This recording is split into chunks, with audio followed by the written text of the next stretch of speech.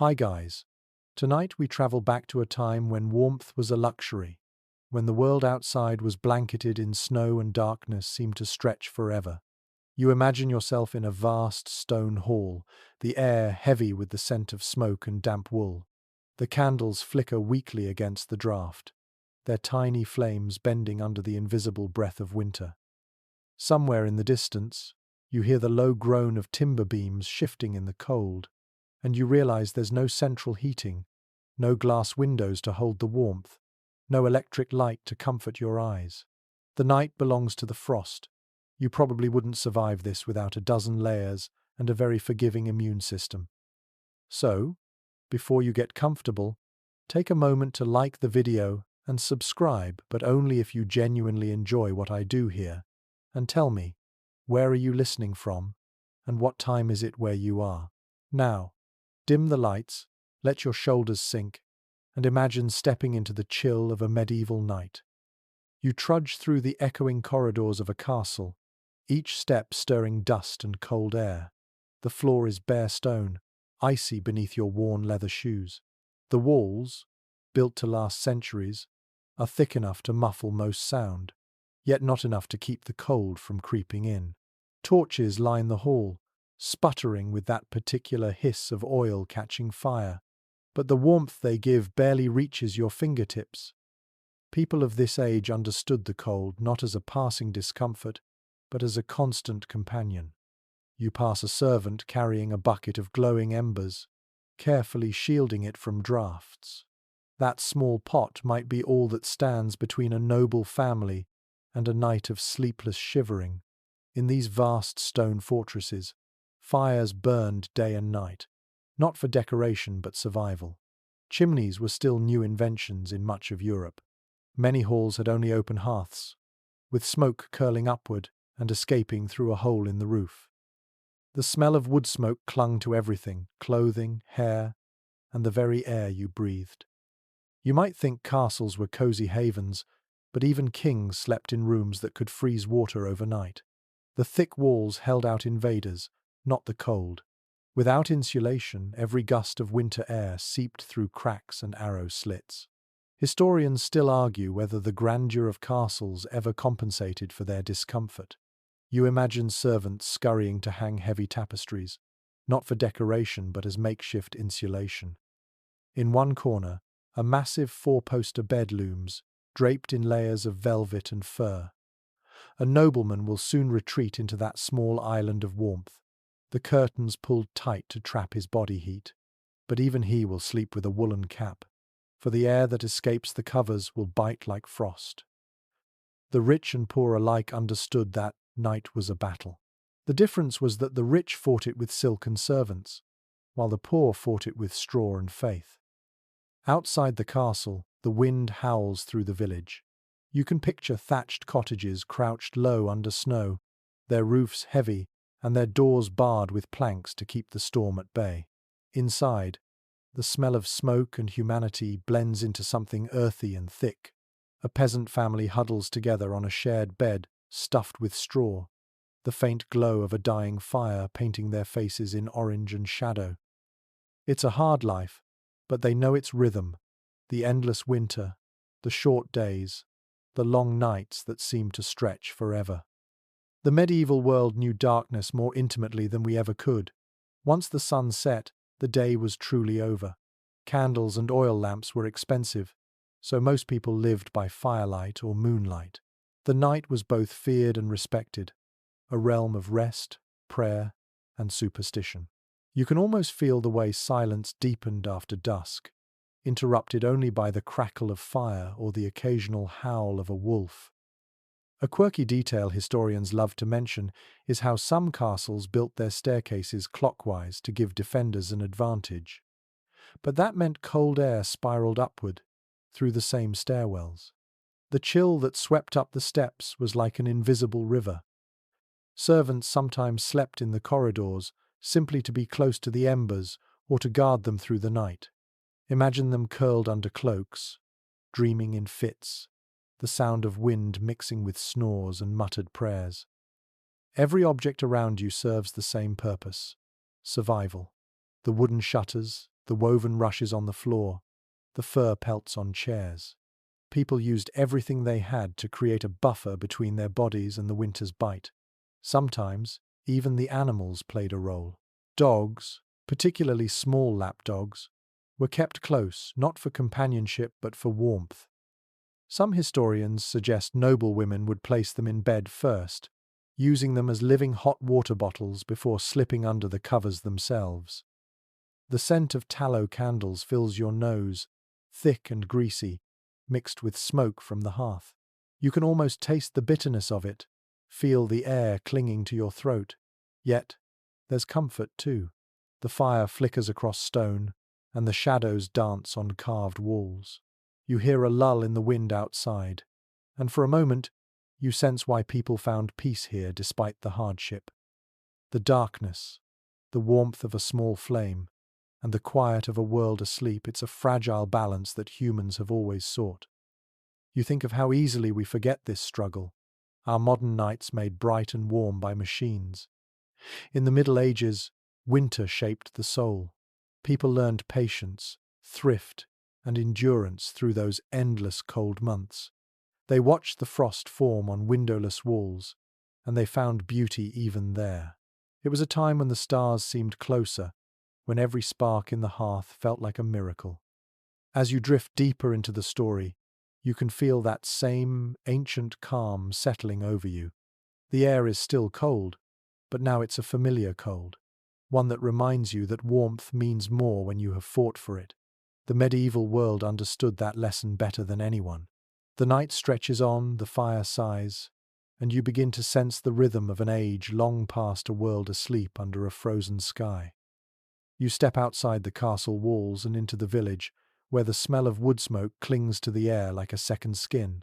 The snow has stopped for now, but the world remains hushed, heavy, and brittle. Beneath the low thatched roofs, peasants curl together in their one-room cottages. You duck through a crooked doorway, and the scent of soot and damp straw greets you instantly. Inside, the only light comes from a small hearth in the center of the room, its flame barely alive, flickering over rough clay walls blackened by years of smoke. You can taste the air, dense and stale, a mixture of old meals, unwashed wool, and ash. You crouch near the fire. A woman sits on a three-legged stool, wrapped in a patched shawl, stirring something thick in a pot. Beside her, two children sleep in a corner, buried under a pile of coarse blankets and old clothes. A man lies nearby, his breath fogging faintly in the cold air. This is not comfort, but endurance. They do not expect to be warm. They expect to survive until dawn. Their bed is little more than a raised wooden platform, covered in straw and old linen sacks, stuffed with whatever material could be spared. Sometimes it was hay or dried bracken, sometimes even moss from the woods. Historians note that the straw was rarely changed, and the smell must have been unforgettable. You lie down on such a bed, the straw crunching beneath you, the scent of earth and animal lingering in the fibers. It pricks at your skin through the thin cloth, and the faint rustle makes every movement sound like whispers. To make it through the night, peasants relied on layers, not of fabric but of bodies. Families slept together, sometimes 3 generations sharing one bed, or at least one pile of straw. The heat from each person's body was worth more than any luxury blanket. There was no sense of privacy, but there was security in the closeness. You can almost feel the press of shoulders, the mingling of breaths, the heartbeat of the sleeping household. Even the family's few animals, chickens or goats, might huddle nearby, their warmth contributing to the fragile cocoon against the winter. The walls themselves seemed to sigh, made of wattle and daub sticks woven together and plastered with clay and dung. They leak both sound and cold. You can hear the moan of the wind outside, but you can also hear every cough, every shift of straw, every murmur of someone dreaming. The thatched roof above is rimed with frost, and sometimes it drips as the heat from the hearth rises. You imagine the slow, irregular plop of melted ice hitting the floor, a rhythm that marks the night's passing. A quirky bit of trivia from chroniclers of the time mentions that some villagers spread herbs like lavender or wormwood among the bedding.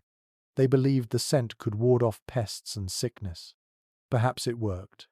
Perhaps it didn't. Historians still debate how much of medieval medicine was practical and how much was desperate hope. But even a faint scent of herbs would have brought a kind of comfort, a reminder of summer's gentler days. You glance at the hearth again. It is the heart of this tiny home, but the firewood supply is always uncertain. Many peasants gathered fallen branches or dried dung because proper logs were too costly. When the flames died, the room would cool quickly, and breath would frost in the air. Children sometimes woke in the night to rekindle the embers with a few scraps of wood, blowing gently until the glow returned. The sound of that faint exhalation against ash might be one of the most intimate sounds of winter life. The room is small, but every object carries purpose. A pot suspended by a chain above the fire, a rough bench, a single chest for clothes, and perhaps a few wooden bowls. The walls are bare except for smoke stains and the occasional charm or carving. Many believed such tokens protected the home from spirits that roamed at night. In the long silence of winter, imagination filled the darkness easily. The line between superstition and survival blurred until they felt like the same thing. You notice how the cold touches everything. Metal tools left near the door glint with frost. The bread, left on a shelf overnight, hardens like stone. Even the dog in the corner twitches in its sleep, tail curled tight to conserve heat. There is no escape from the season, only strategies to endure it. The villagers know this, and they do not complain. To them, winter is simply a test, one they will face again and again. You imagine how quiet the village must be after dusk. No laughter, no chatter beyond the low hum of the wind and the occasional bark of a distant dog. The smoke rising from chimneys is the only sign of life, twisting into the pale moonlight. Every door is barred, not just against the cold but against the unknown. The night feels vast, eternal, and yet somehow comforting. If you listen carefully, you might hear faint singing. Sometimes families passed the time before sleep with hymns or stories, the rhythm of voices blending with the sound of the crackling fire. Oral storytelling thrived in this dim world. Legends of saints, of ghosts, of lost travelers caught in the snow. Such stories warmed the mind when the body could not. It is hard not to admire their resilience. Modern life has made us soft against discomfort, yet they managed entire seasons with little more than determination. You wonder how they found rest, wrapped in rough wool and straw, yet they did. Perhaps it was exhaustion, perhaps it was acceptance. Either way, the stillness of those nights held its own kind of peace. The woman by the fire finishes stirring her pot and ladles out a bit for herself. It smells faintly of barley and onion, thin but nourishing. She eats slowly, her breath steaming with each spoonful. Soon, she will climb into bed beside her family. The embers glow faintly as she settles in, pulling the worn blanket over her shoulders. Her eyes close, her face softens, and for a while, the winter ceases to exist. You sit beside her for a moment, listening to the rhythm of sleep around you. The fire crackles softly, the children murmur in dreams, and the wind presses against the walls. The world is still, caught between freezing and surviving, but here, in this fragile warmth, life continues, and so do you, drifting deeper into the slow heartbeat of a medieval winter night. You begin to notice something unusual about the rhythm of the night. After a few hours of sleep, you find yourself waking up, eyes blinking in the faint glow of embers. The room is quiet, yet alive with the soft movements of others stirring too. At first, it feels accidental, as though your body simply cannot rest through the cold. But in the medieval world, this was normal. People did not sleep through the night in one long stretch. Instead, they had what chroniclers called the first sleep and the second sleep, two distinct phases separated by an hour or two of wakefulness. Evidence from diaries, court records, and letters from across Europe reveals this curious rhythm. A peasant might rise after midnight, poke the fire, check the animals, or murmur a few prayers before returning to bed. A noble might read from a psalter or speak quietly with a servant. The night was not divided by fear but by habit. Sleep came in intervals, shaped by the natural patterns of darkness and the cold. You sit up on your straw mattress and watch the faint red light on the hearth. The air is sharp in your nose. A few others in the room have risen as well. One child whimpers, half awake, while an old man pulls on his cloak and steps outside to relieve himself. The snow glows faintly beneath the moon. This is the hour between sleeps, the calmest moment of the night when time feels suspended. A curious little note in some medieval medical texts suggests that this waking period was considered healthy. Physicians believed the body needed time to digest food or release vapors before resuming rest. Others thought it allowed the soul to wander freely in prayer or contemplation. You imagine sitting by the hearth with a mug of ale, the taste faintly sour but warming, and your thoughts drifting somewhere between dream and awareness. There is still disagreement among researchers about how universal this pattern really was. Some argue that it belonged mainly to rural communities, whose daily routines followed sunrise and sunset. Others believe even city dwellers, with their candlelit homes, followed the same rhythm. Whatever the truth, the evidence is strong enough to suggest that this segmented sleep was not a rarity, but a part of life's ordinary pulse. You can picture it clearly now. The first sleep falls like a heavy blanket. People slip into dreams filled with the sounds of winter, of wind moving through eaves, of creaking beams and distant howls. Then comes the middle hour, when the fire has burned low and the body grows restless. Someone rises, throws another log on the coals, stretches stiff limbs, maybe whispers to a neighbor. Then, just as quietly, they settle back, surrendering again to the second sleep until dawn. In that twilight space between the two rests, people often turned inward. They prayed, recited psalms, or reflected on their sins and hopes. Some records from monasteries suggest that monks even timed their night prayers around this rhythm, calling it the watch. It was both a spiritual exercise and a necessity, for the cold demanded movement. To sit still too long was to invite numbness. There are even stories of lovers meeting during the middle hour, stealing moments in the soft darkness while the world slumbered. The cold may have frozen the land, but it could not quench curiosity or desire. One old folk tale speaks of a shepherd who left his bed during the watch and followed a strange light across the fields, only to find it was the reflection of the moon in ice. Whether true or not, such tales reveal how the mind played tricks when the body was caught between sleeping and waking. The scientific understanding of this pattern has fascinated modern researchers. When people are placed in complete darkness without clocks or artificial light, their bodies often revert to a similar cycle, sleeping for 4 hours, waking for 1 or 2, then sleeping again. It seems our ancestors were not strange but rather perfectly attuned to the rhythms of the natural world. The industrial age changed that, compressing rest into a single stretch to match the demands of schedules and light bulbs. As you watch the room settle again, you realize how peaceful this rhythm must have been. There was time for dreaming, time for thought, and time for prayer, all folded neatly into the long winter night. No alarms, no rush, just the steady flow of human breath and flickering firelight. It was a conversation between the body and the dark. An odd little custom mentioned in some village records notes that people sometimes used this midnight waking to check on neighbors or even tend to small tasks, such as mending clothing or kneading bread dough to rise by morning.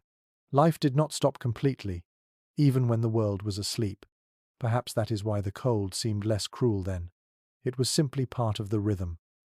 You lean back, the straw shifting beneath you, and close your eyes again.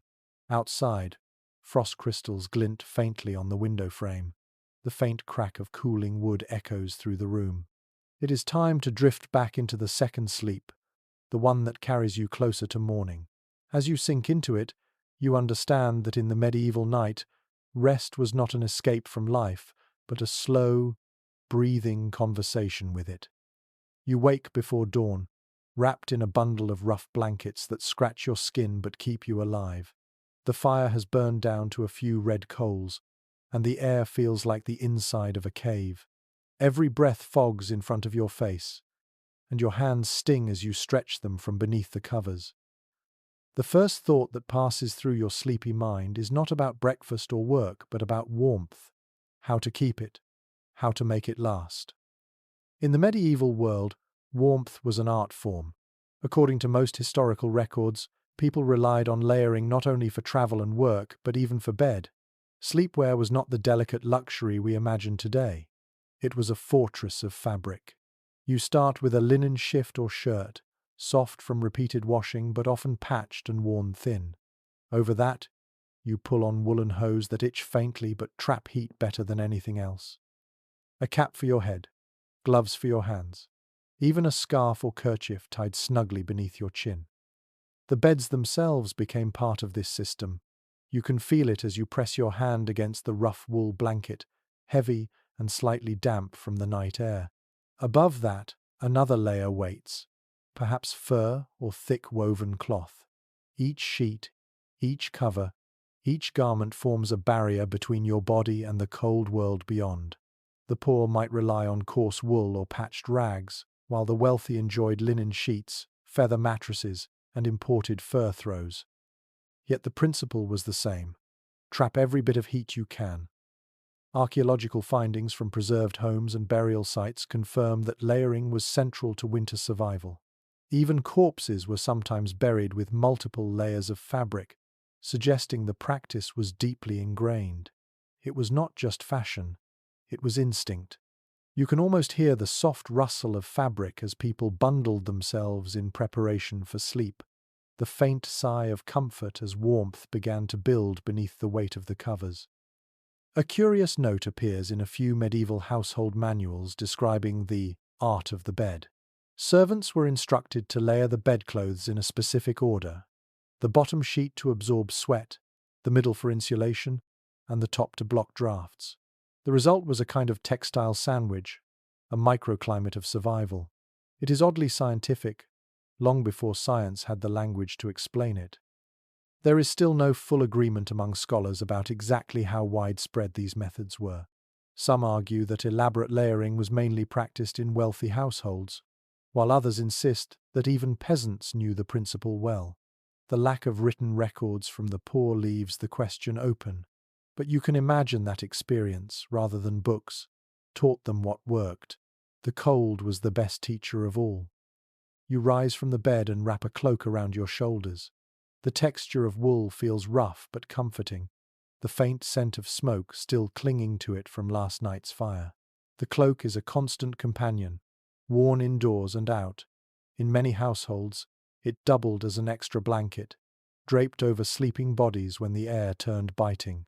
It was common for travelers to sleep fully clothed, boots and all, to save themselves from the shock of rewarming frozen garments in the morning. One particularly interesting piece of trivia from French inventories describes how wealthier families stored their winter bedding in cedar chests during the summer months, along with dried herbs like rosemary or lavender to deter moths. When winter returned, the beds were made anew, and the faint scent of herbs filled the chambers. You can imagine the moment the blankets were unfolded, the smell of last summer's warmth released into the cold air.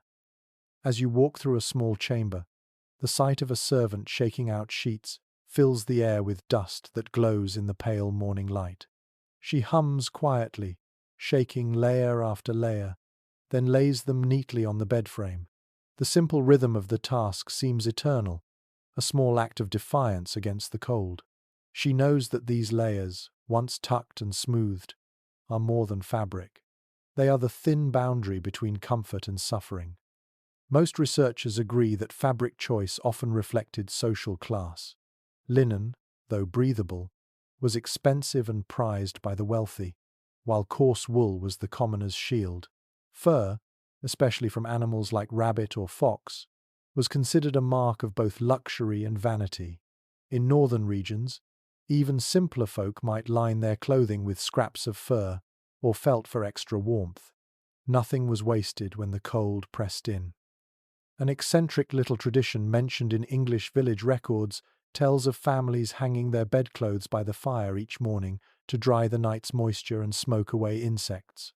The process filled the room with the scent of warm fabric and soot, and children often wrapped themselves in the heated sheets for a few stolen moments before bed. It must have been bliss, that fleeting touch of warmth before returning to the chill. You stand beside the window, the frost tracing white veins across the wooden frame. You touch it with your finger and feel how quickly the warmth of your skin fades.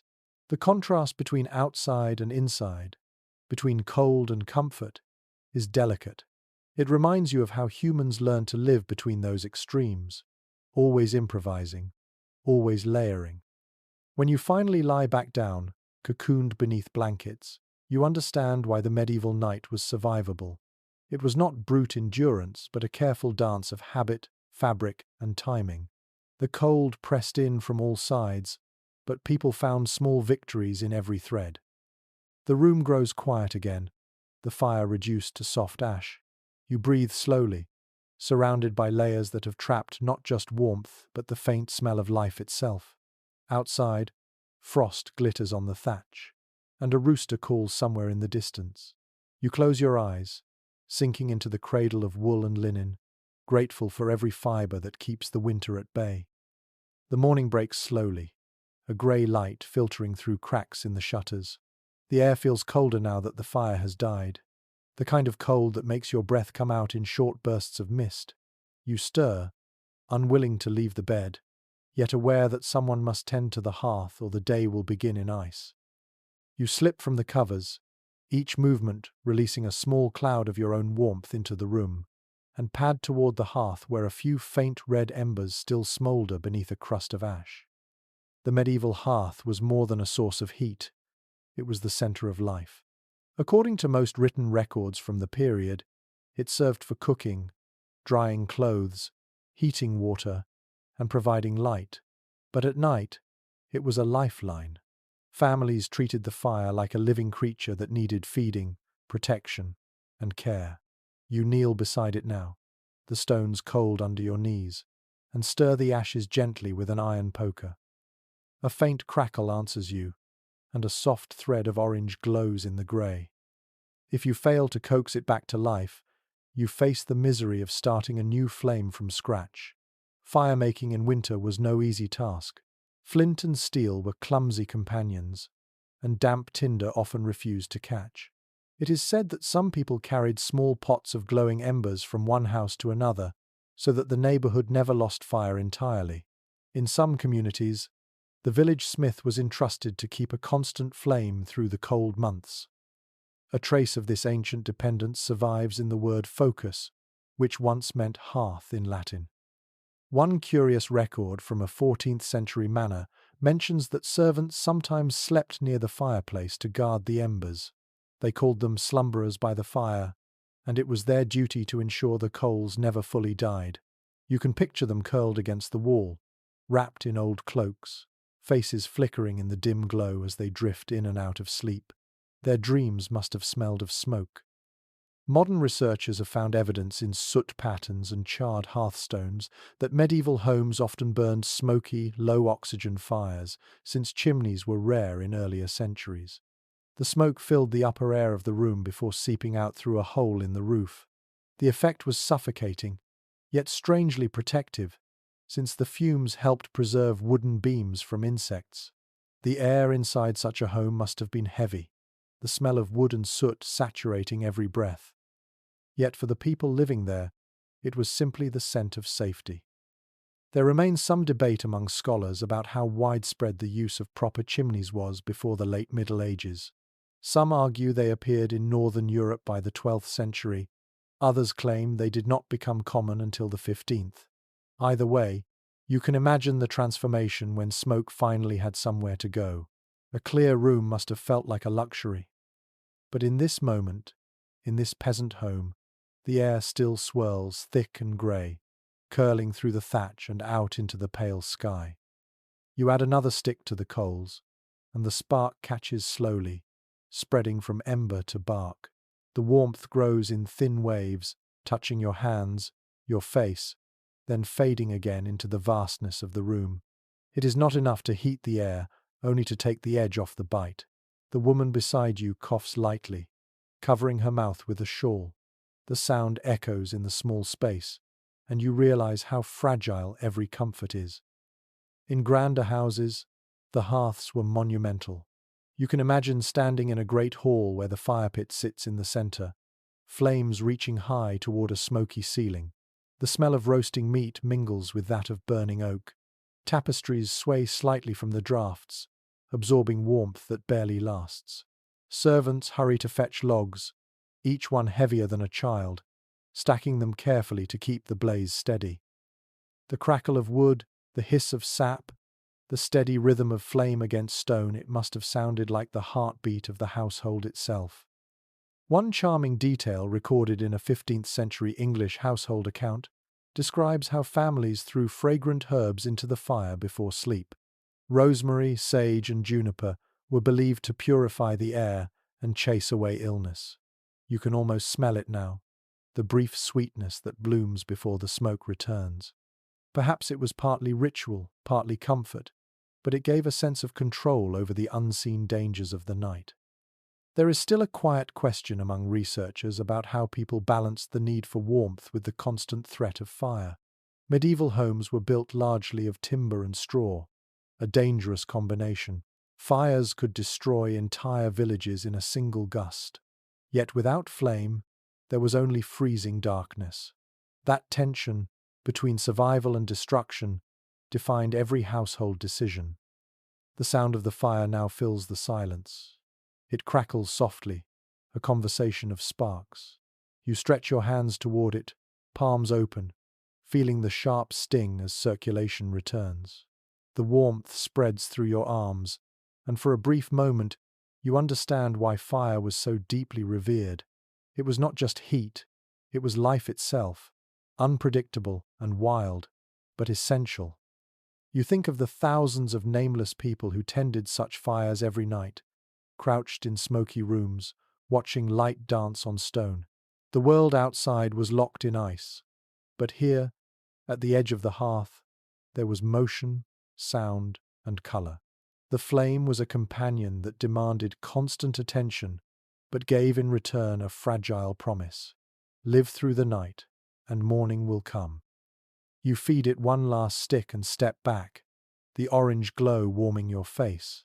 The smoke swirls upward, catching in the faint beam of dawn light that spills through the shutter. The room is no longer just a shelter. It is a world contained by flame and frost. You close your eyes and listen to the low, steady hum of burning wood, a sound that has soothed humanity for centuries. You step into a different world now, one defined by the soft rustle of straw and the muffled luxury of down. The way people slept in the Middle Ages told you everything about who they were. It was a silent language of comfort and class, woven from fabric, feathers, and necessity. In a single night, two different Europes existed side by side. The poor slept close to the floor, while the wealthy dreamed high above it, cocooned in silk and fur. Evidence from surviving household inventories reveals that beds were among the most valued possessions of the wealthy. A nobleman's bed could cost more than a farmer's cottage. Wooden frames were carved with symbols of status, and the mattresses were filled not with straw but with feathers from geese, ducks, or even swans. You picture the slow process of making such a bed, servants sewing linen casings, filling them carefully, then beating them until the feathers fluffed evenly. The result must have felt like sleeping on clouds, though even clouds grew cold in a stone castle. You lower yourself onto one of those imagined feather mattresses. The sensation is strange, soft but slightly uneven, the feathers shifting beneath your weight. The sheets smell faintly of lavender and beeswax, hints of wealth and cleanliness. Above you, a canopy of heavy fabric hangs like a tent, trapping the body heat of whoever sleeps beneath it. It is more than decoration, it is insulation. Curtains on all sides can be drawn tight to hold warmth, turning the bed into a small, private chamber within the room. According to several accounts by travelers of the time, These canopied beds often became the warmest places in an entire household. Servants or even guests sometimes slept at the foot of a master's bed to share the heat. The bed was not only for rest, but also a social symbol, a display of comfort and power. To own one like this meant control over the cold, something most people could never claim. Down in the village, the sound of sleep is different. You lie back on a straw mattress again, feeling the scratch and crunch of the stalks through a rough sheet. The poor called it a palliasse, and if you were lucky, it was replaced once or twice a year. In truth, many peasants simply shook it out, removed pests by hand, and reused the straw until it crumbled. The smell of earth and sweat lingered, but it was better than nothing. Archaeological digs in medieval villages have revealed straw-filled mattresses preserved by time and fire. Some even contained herbs like pennyroyal and mint, mixed with the straw to discourage fleas. It is a small touch of ingenuity, one that speaks to the human instinct to make do with whatever nature provides. You can almost smell it, the faint sweetness of crushed leaves under the weight of a tired body. There remains disagreement among historians about whether feather beds were truly comfortable or more symbolic than practical. Some argue that they flattened quickly, leaving lumps and uneven patches, while others believe they were genuinely luxurious compared to the alternatives. What is certain is that maintaining one required both money and labor. Feathers had to be cleaned, fluffed, and replaced regularly. It was not a bed you simply made and forgot. A curious mention in a 14th century English will describe a woman leaving her best feather bed to her eldest daughter, along with its pillows, blankets, and curtains. Beds were heirlooms, treasures to be passed down, not mere furniture. Owning one was like owning warmth itself. In a world where most slept in shared quarters or even beside livestock, such private comfort bordered on the divine. You imagine the sound of the two worlds together, the faint creak of a noble's bed frame echoing in a quiet chamber, and the rustle of straw shifting beneath a peasant family a mile away. Both sounds are gentle, steady, a kind of nightly music of survival. No matter the softness of feathers or the scratch of hay, the rhythm of sleep unites them. A lesser-known custom among the poor involved sleeping with their heads slightly elevated, resting against rolled-up clothing or sacks, not pillows. It was thought to help with breathing in smoky rooms. In contrast, the wealthy used embroidered cushions filled with feathers, sometimes perfumed. The difference was not only comfort, but sent the smell of clean linen versus the smell of life. Most researchers agree that this contrast between straw and feather reflected more than wealth. It reflected the entire structure of society. The materials you lay upon at night were reminders of your place in the world. Yet for both rich and poor, the purpose was the same: to find warmth, to rest, to endure another dawn. One curious superstition noted in medieval household records warned against shaking a bed after sunset, as it might disturb wandering spirits. Whether peasant or lord, people carried their fears into the dark. The bed was both a refuge and a place where dreams touched the unknown. Perhaps that is why even the finest feather mattresses could not entirely dispel the chill of the night. You lie back once more, imagining yourself on both beds at once, the peasant's straw crackling beneath you, the noble's feathers cradling your body. Two textures, two worlds, joined by one shared breath in the freezing dark. The fire flickers low, casting the same warm glow on both faces, rich and poor alike. Sleep, in the end, is the great equalizer, and the cold is its constant companion. Outside, frost thickens on the ground, sparkling faintly under the moonlight. Inside, the beds creak, the straw sighs, and for a few hours, the medieval world forgets its hunger, its hardship, its endless winter. Everyone sleeps, each in their own way, wrapped in whatever comfort they can claim. The night deepens again, and you find yourself dressing for bed in a way that feels more like preparing for a journey than for rest. In the medieval winter, sleeping was not a simple act of closing your eyes, but a battle plan. You begin with your shift, the long linen garment that serves as both underwear and nightclothes. The fabric feels cool at first, then slowly warms as it clings to your skin. It smells faintly of lye soap and smoke, proof of hard washing and hard living. Most written descriptions from the period agree that few people slept unclothed, even the rich. To do so would have seemed indecent and foolishly risky in the cold. Instead, they layered themselves as though preparing for a frostbitten campaign. Men pulled on woolen hose and long shirts, women wore chemises and petticoats. Both often added extra tunics or shawls before settling into bed. Warmth, not modesty, was the guiding rule. You wrap a cloak around your shoulders and sit near the fire, feeling its heat seep into the cloth.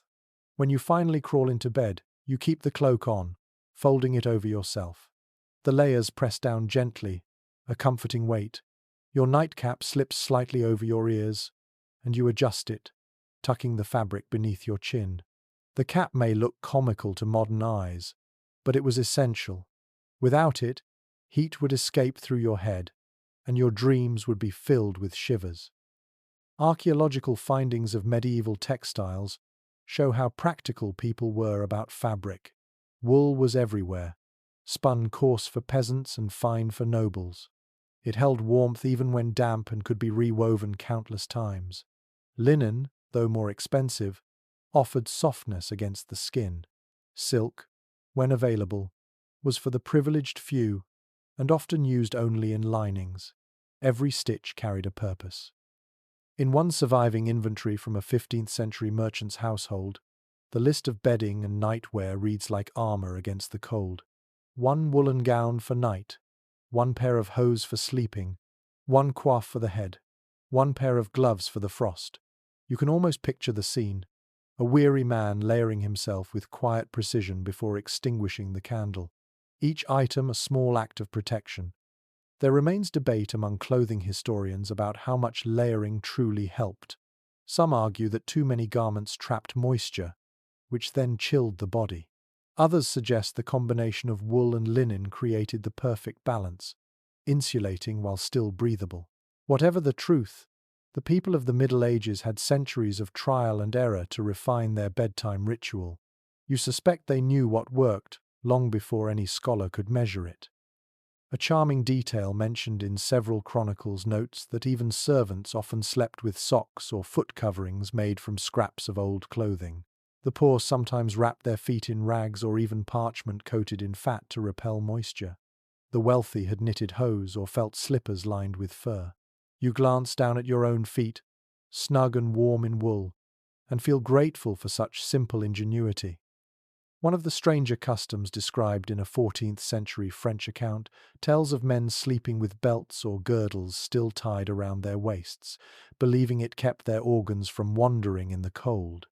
The idea makes you smile, but it reveals the blend of superstition and practicality that colored everyday life. They dressed not only to stay warm but to feel safe. There is a tenderness to this nightly preparation. Families would help one another tie laces, smooth sleeves, and adjust caps. In large households, maids might assist their ladies in layering and tucking bedclothes, while children waited beside the fire for their turn. You can hear the quiet laughter, the soft exchange of words, the rhythm of fabric and hands. These were moments of warmth that belonged not to wealth, but to closeness. Most researchers agree that warmth in the Middle Ages depended on motion and material more than temperature itself. The more you wrapped yourself, the slower you moved, the more the heat stayed in. Yet it also required vigilance. Too much dampness, too much smoke, or a poorly aired blanket could invite sickness. People had to think about their beds as living systems. They were constantly tended, shaken, dried, and remade. A curious mention in a London Guild record describes tailors producing nightgowns of good weight, specifically for winter. These were not the elegant robes of mourning but heavy, padded garments that could withstand long nights by the hearth or in a cold bed. You imagine one now, thick as armor yet soft enough to fold around the body, the stitching slightly uneven where a candle's light wavered during its making. You pull your blanket higher, and feel the many textures against your skin: linen, wool, perhaps even fur at the edges. The layers form a little world of warmth around you. Outside, frost patterns the shutters, and a faint breeze slips through a crack in the wall. You tuck your chin lower, your breath making a small cave of mist beneath the covers. The world beyond the bed disappears, and you drift into the quiet rhythm of sleep. As the fire fades, you think of how much care went into this nightly ritual, how each thread, each fold, each garment carried the effort of survival. It was not elegance or vanity, but adaptation, perfected over generations. The medieval sleeper was not helpless against the cold. They were creative, disciplined, and deeply aware of what it took to make it through a frozen night. You turn once, twice, and then settle. The blanket sighs with you. Outside, the wind hums softly through the thatch. Inside, you are safe, warm, and wrapped in history. You wake again in the middle of the night, the air sharp enough to sting your nose. The fire has dimmed to a low red glow, and the shadows in the room have grown long and quiet. It is then you understand why people in the Middle Ages developed so many clever ways to keep warm before sleep. Fire alone was never enough. Warmth had to be coaxed, borrowed, and sometimes even shared with something living. Contemporary accounts from households both rich and poor describe a variety of small comforts designed to hold on to heat. One of the most common was the humble bed warmer, a shallow metal pan filled with hot coals, attached to a long wooden handle. Servants would slide it between the sheets a few minutes before their masters climbed in, careful not to scorch the linens. The smell of hot metal and singed fabric often lingered in the air, a mingling of danger and luxury. In simpler homes, the methods were more inventive. Heated stones wrapped in cloth served the same purpose, tucked near feet or under blankets. Sometimes the stones were taken directly from the hearth, still crackling with heat. When placed at the foot of the bed, they radiated a steady warmth that lasted just long enough to lull the sleeper into dreams. You pick one up now, feeling its rough surface pulsing with the last traces of fire, and place it gently beneath the covers. The bed seems to sigh with relief. Written descriptions from monastic inventories mention the use of hot water flasks made from thick leather bladders or small clay bottles. These were filled with water heated over the coals, tied tightly, and slipped into the bed. The design may sound familiar. It was the ancestor of the modern hot water bottle. Monks, who endured cold stone floors and drafty dormitories, depended on such small inventions to survive the long nights of prayer and silence. A particularly odd note from a 15th century household manual advises warming not just the bed, but also the air around it by burning aromatic herbs. Bay leaves, juniper, and rosemary were thought to gladden the spirits and cheer the body. You imagine the fragrance filling a small chamber, mixing with the smoke and flicker of candlelight. It must have felt briefly like stepping into spring. There is still no firm consensus among historians about how widely such luxuries were used. Some argue that heated bedpans were found only in noble households, while others point to archaeological finds suggesting they also appeared in prosperous townsfolk homes. Whatever their reach, the idea of chasing the cold away before sleep was universal. No one, peasant or lord, was free from winter's grasp. And then there were the warmers that had a heartbeat. Tiny lapdogs, especially the toy breeds favoured by noble women, often served as living sources of heat. Their small bodies radiated warmth that lasted through the night. The animals were even given small blankets or cushions near their mistresses' feet. You can picture it, a lady in a grand canopy bed, smiling faintly as her dog curls into a ball beside her, both breathing in unison while frost creeps silently up the windows. In some regions, cats were given similar roles, though their independence made them less reliable bed companions. Rural folk often allowed them to roam freely at night, knowing that they would find the warmest spots on their own, often right in the middle of a sleeping body. The soft rumble of a cat's purr beside the fire might have been one of the few luxuries a peasant family enjoyed. An odd little piece of folklore from northern France mentions that keeping a dog or cat near your feet during winter sleep prevented evil dreams and the stealing of warmth by spirits. Whether believed literally or not, it gave people comfort. Warmth, after all, was more than physical. It was protection from the unseen.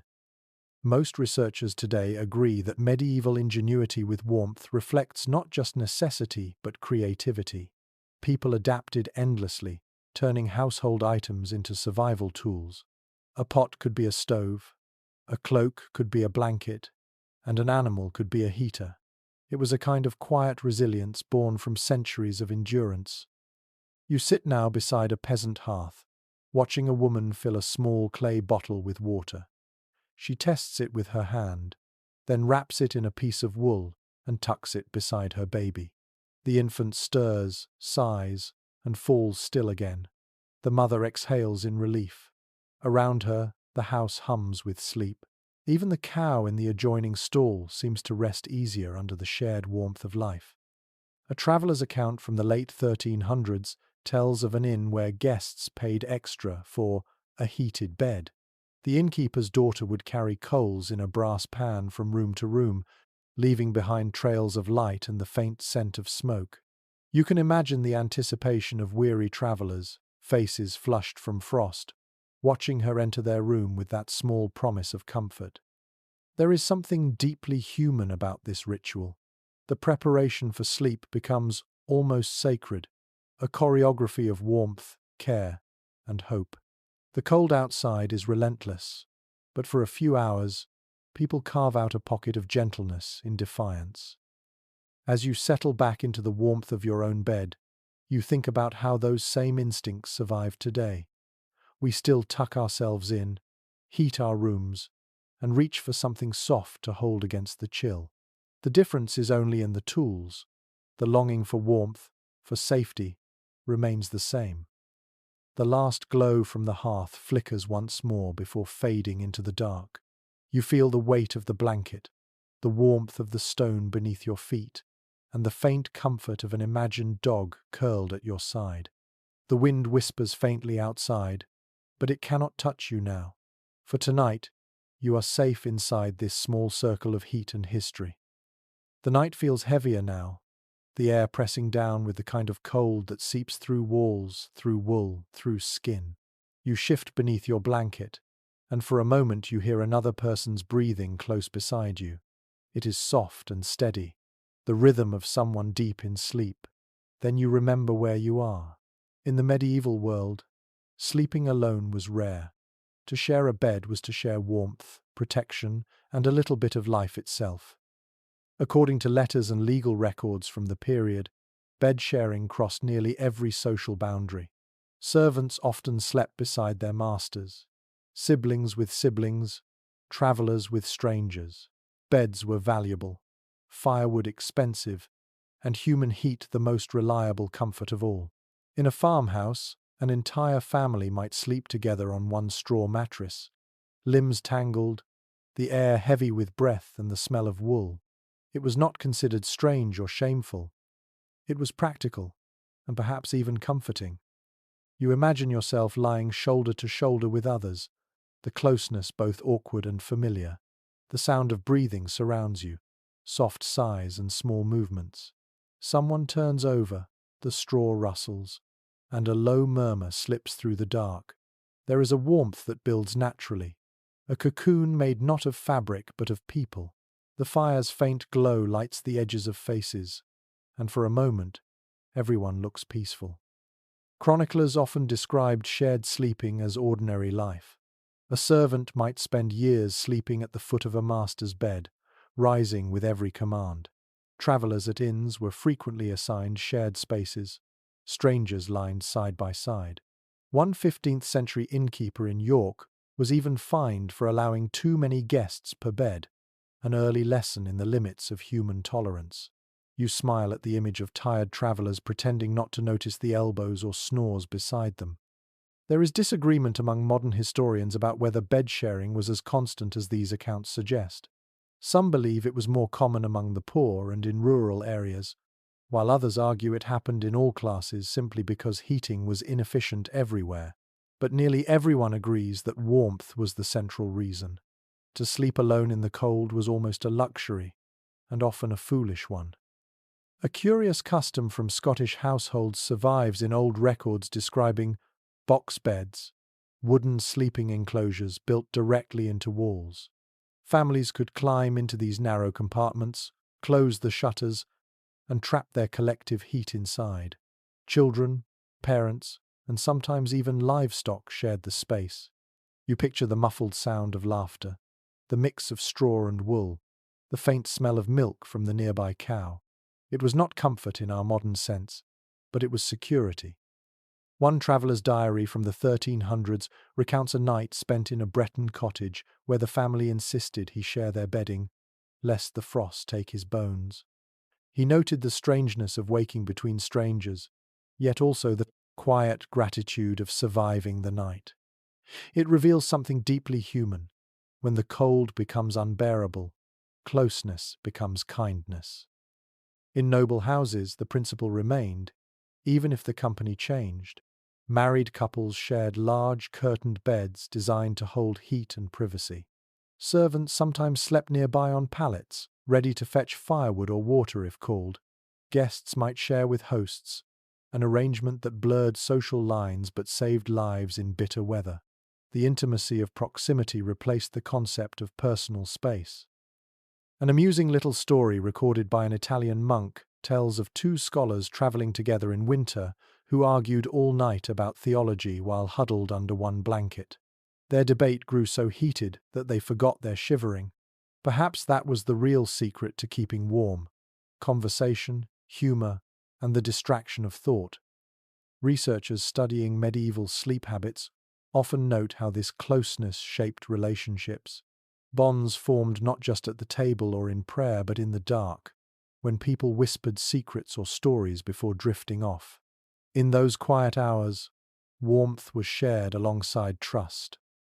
The fire's dim light created a small world where differences faded, and survival relied on companionship. You can almost feel that closeness now, the gentle rhythm of breaths blending, the shared silence punctuated by a cough or the crack of wood. There is something profoundly calming about it. The cold outside might rage and claw at the walls, but here, in this crowded space, life hums steadily. The heartbeat of one person becomes the lullaby of another. A curious note from a 14th century medical manuscript suggests that sharing a bed helped regulate body temperature and even calmed the spirit. Physicians of the time believed that a body surrounded by other bodies balanced its humors more easily. It might sound strange now, but you sense the truth of it. The body finds peace in warmth, and the warmth of others is the oldest comfort there is. You shift slightly, feeling the weight of the blankets settle again. The air smells of smoke, straw, and something faintly sweet, perhaps from the herbs tucked into the bedding. Outside, the wind moans softly against the shutters. Inside, the quiet is full of life. Before you drift off again, you think about how modern sleep is solitary, controlled, and quiet. Yet here, in this medieval chamber, sleep feels communal, alive, and deeply human. The sharing of space becomes a sharing of survival. As you close your eyes, you imagine the warmth spreading slowly through the room, from one person to another, until everyone breathes in unison. The night holds its breath, the fire gives a small sigh, and for a few fleeting hours, the world outside ceases to exist. You rise before dawn to the sound of a low, melodic chanting. It echoes through the stone corridors, deep and hollow, as if the walls themselves are praying. The air bites your face the moment you move. You are no longer in a cottage or manor house, but in a monastery, a place where warmth was a privilege rarely spoken of, and sacrifice was woven into the fabric of daily life. Monastic life in the Middle Ages demanded discipline beyond imagination. The monks lived according to strict schedules, waking several times during the night to pray. These midnight vigils, called matins or nocturnes, were acts of devotion that often meant leaving a warm bed to face icy corridors and unheated chapels. Written records from abbeys across Europe describe how brothers slept in long dormitories lined with simple pallets of straw, each man wrapped in a coarse wool blanket and clothed in his habit even as he slept. You walk through one such dormitory now. The faint glow of oil lamps flickers against the walls, casting halos of trembling light. The smell is sharp: cold stone, old wool, and the smoke of tallow candles. The air hums with the sound of quiet breathing, broken by the soft scrape of sandals as one monk rises, then another, until the entire room stirs. There is no conversation, only movement. You can almost hear the rustle of robes as they pull their cowls over their heads and step into the freezing hall. According to the Benedictine rule, monks were to live without indulgence. Comfort was a danger to the soul. Their beds were wooden planks or simple frames with straw mattresses, their coverings plain and functional. They were forbidden to sleep too deeply or too long. To be half awake was to remain half in prayer. One chronicler noted that the cold was viewed as a test of faith, a reminder that earthly suffering brought one closer to divine endurance. The architecture itself offered little mercy. The thick walls that kept out wind also trapped dampness. Moisture crept into the air, seeping through clothing, clinging to skin. Monks sometimes complained of chilblains, aching joints, and frozen ink in their writing rooms. Yet few ever requested change. The discomfort was their chosen discipline. A surviving account from the Abbey of Cluny mentions that in severe winters, brothers would huddle near the cloister's brazier after matins, whispering prayers while warming their hands. The fire, small and tightly rationed, was as much a symbol as a source of heat. To stand beside it was a moment of grace, not a rite. You can almost see them, faces lit by orange glow, eyes half closed from exhaustion, yet peaceful in their stillness. There is disagreement among modern scholars about how strictly these ascetic rules were followed. Some abbeys, especially wealthier ones, may have allowed modest comfort, woolen blankets, small fires in certain rooms, or extra coverings for the elderly. Others held to poverty so fiercely that monks slept in near darkness, breathing air cold enough to frost their robes. The truth, as always, likely varied from place to place.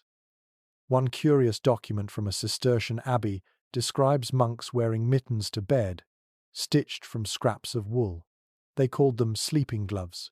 Another account from northern England notes the practice of stuffing straw between two layers of linen to make a crude sleeping bag. These small details, preserved in monastic rules and inventories, reveal a quiet resilience behind the austerity. Faith may have guided them, but ingenuity kept them alive. It is easy to romanticize their devotion, but when you imagine the reality, you feel both admiration and awe. To wake in the dark, your breath turning to frost, to walk barefoot across frozen stones toward the chapel, and still find beauty in prayer, there is something timeless in that discipline. You can almost hear the chant rising in the distance, a low, rhythmic sound that mingles with the sigh of wind through the cloister arches. A peculiar tale told by later chroniclers recounts how some monks in northern France would warm their hands over the flame of a single candle while copying manuscripts. They joked that one candle was enough to heat both fingers and soul. It is a small human glimpse into a world of devotion built on endurance. Most researchers agree that monastic life, while harsh, offered a strange kind of peace. The absence of luxury freed the mind from distraction. The rhythm of prayer and labor created its own warmth, the warmth of purpose. To survive the cold was not merely to outlast it, but to transform it into contemplation. You walk with the monks now as they move through the cloister, their feet whispering against the stone floor. Outside, the courtyard is covered in frost. The moon hangs pale and still. The air is so clear that each breath feels sharp enough to cut. They form a line and enter the chapel, where rows of candles flicker weakly against the vast darkness. The sound of their chanting fills the air again, soft and deep, like the heartbeat of something ancient. As they bow their heads, you realize that even here, In this cold and silent world, there is warmth, the warmth of shared belief, of rhythm, of purpose. The cold may test the body, but it also purifies it. In the stillness, you feel your own breathing slow, your thoughts quiet. The chant fades, and the monks return to their beds, their movements practiced and calm. The dormitory fills again with the soft sound of rustling straw and gentle sighs. The fire has burned low, but the peace in the room is thick, almost tangible. The cold has not won. It never really does here. You lie down once more, pulling the blanket over yourself. The rough fabric scratches your cheek, and the smell of wool and smoke fills your nose. Somewhere in the distance, a bell tolls softly, marking the passing of another hour in this frozen monastery. You close your eyes and drift into sleep, feeling both the chill of stone and the quiet strength of faith. The morning sun creeps through a sliver of window, soft and pale, spilling light across carved wood and heavy drapery. You are in the bedchamber of a noble, and the difference is immediate. The air here smells of beeswax and polished oak rather than smoke and sweat. The fire in the hearth burns low but steady, fed by servants through the night. It is still cold, but a tolerable cold, one softened by luxury and design. Most written records from castles and manors describe noble bedrooms as miniature worlds of comfort. The bed was not just furniture, it was an entire private chamber. 4 tall posts rose from the frame, supporting a canopy of richly dyed fabric. Curtains hung from all sides, thick and lined, ready to be drawn closed. Within that enclosed space, warmth gathered like a secret.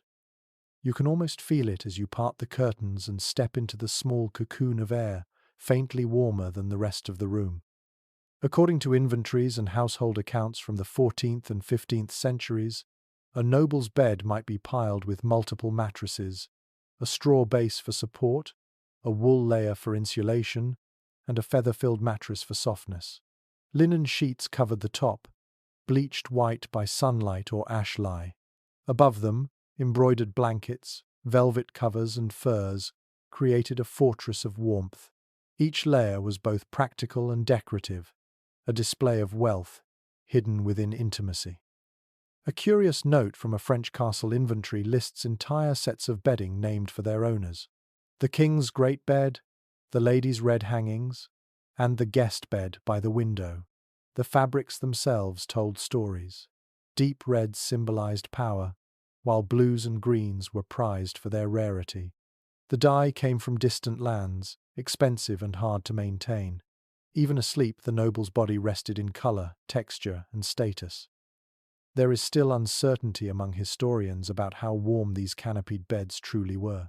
Some suggest that even with curtains drawn, drafts slipped through the floorboards and stone cracks. Others believe the enclosed design genuinely trapped heat, turning the bed into a personal climate. Whatever the truth, it represented a triumph of imagination against the cold. You can picture the flicker of a candle through the curtain, its golden glow casting long shadows on velvet folds. A delightful detail from a 15th century English letter describes a lady's bed as so well enclosed that the air within did keep my limbs from shivering. The writer goes on to mention that her maid had warmed her sheets with a brass pan filled with coals before she retired, leaving a faint scent of ash and iron. You can almost smell it now, the warmth of fire meeting the perfume of linen. The noble bedrooms were not silent. The crack of logs in the hearth, the soft flutter of fabric, and the muted steps of servants filled the air. Sometimes a lapdog shifted at the foot of the bed, letting out a sigh. Other times, the wind outside howled, but it was only a distant sound, muffled by layers of cloth and stone. Within these walls, the night belonged to peace and ritual. It was common for nobles to sleep with companions, though not always for company. Ladies in waiting or chambermaids often rested nearby on pallets, ready to attend if the master or mistress stirred. Their presence ensured both safety and service. A bedchamber was never truly private. It was an extension of the social hierarchy, even in dreams.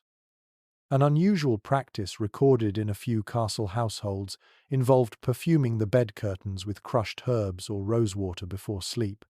The process was meant to calm the mind and sweeten the air. You imagine the gentle fragrance drifting through the fabric, mixing with the warmth of bodies and the faint tang of burning wood. For a few moments, the winter world outside ceased to exist. Archaeological research on surviving bed frames from medieval estates shows grooves worn into the wood where curtains once slid back and forth.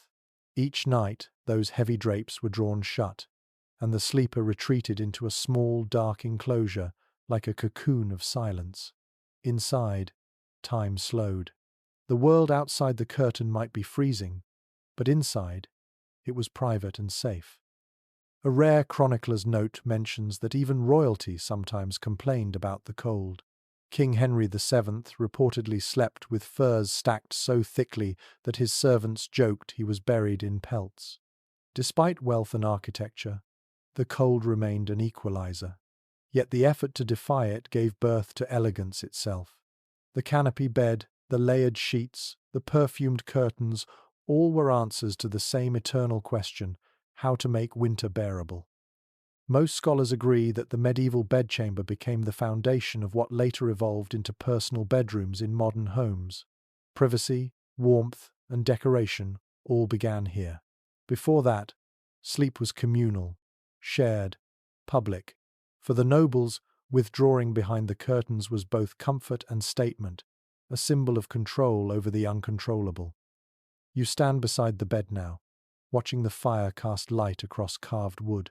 The noble within stirs slightly, the fabric shifting like ripples in water. Outside, frost traces the windows, but inside, the room glows golden. The smell of linen and wax fills the air.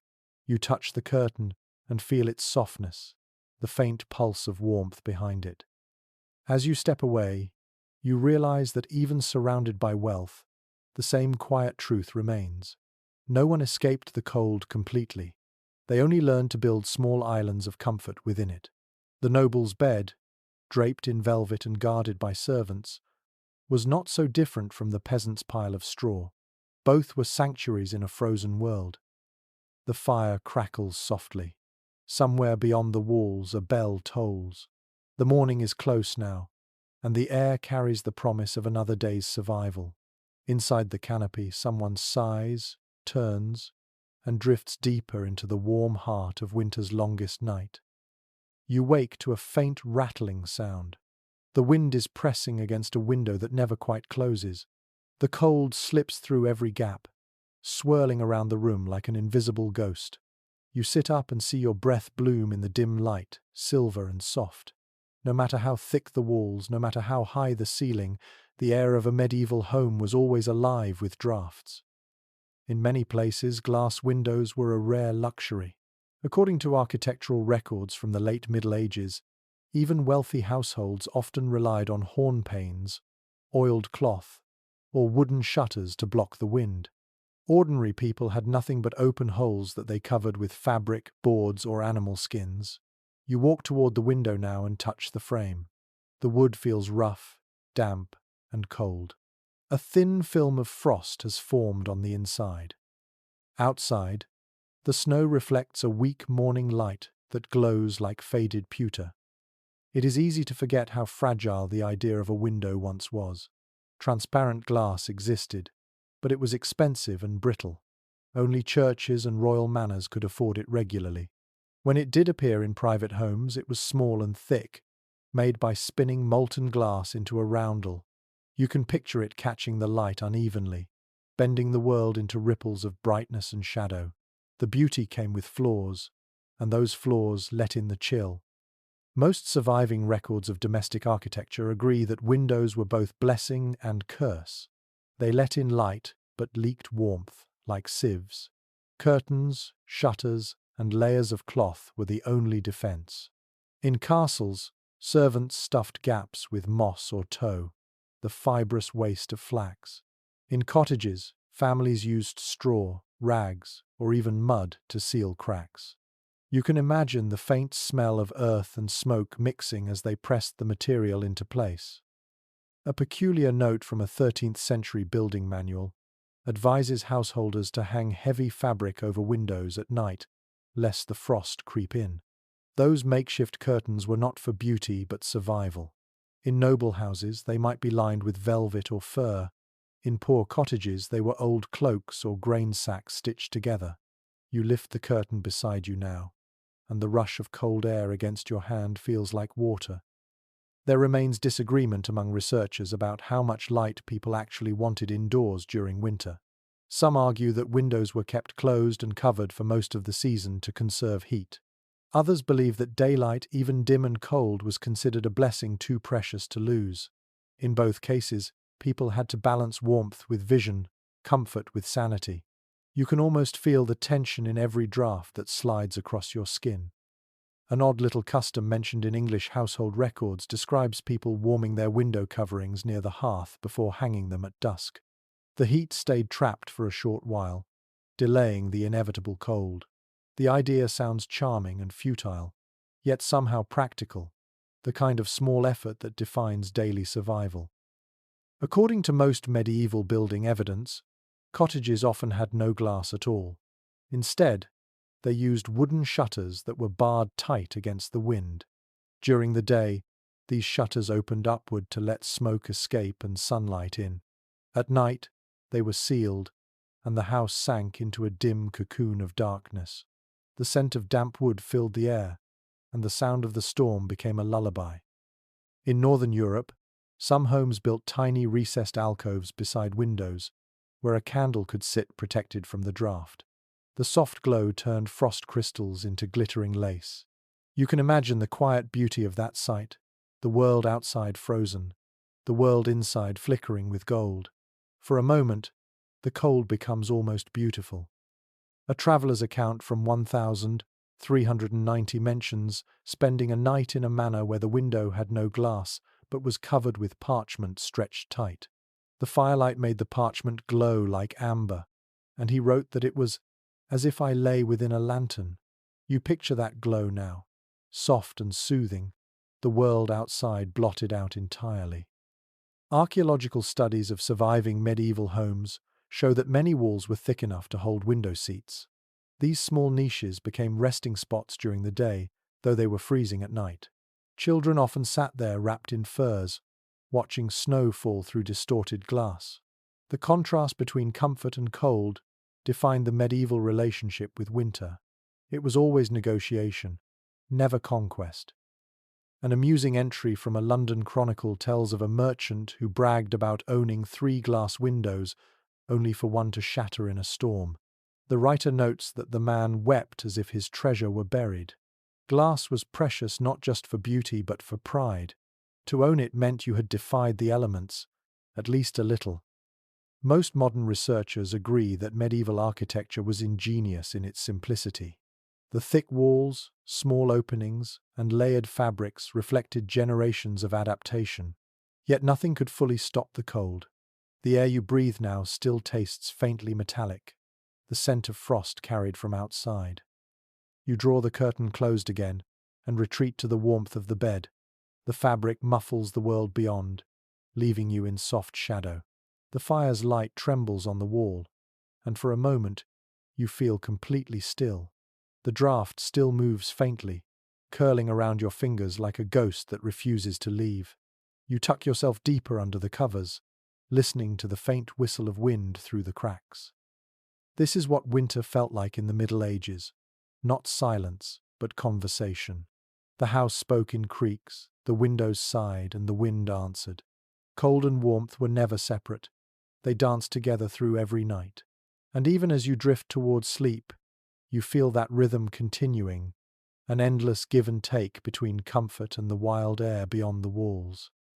The night has settled deeply over the village, and you find yourself inside a small tavern, where the smell of warm ale, smoke, and damp wool fills the air.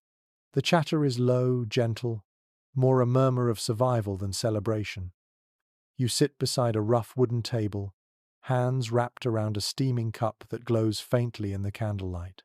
In the Middle Ages, bedtime often began with drink, not for pleasure alone, but for warmth and safety.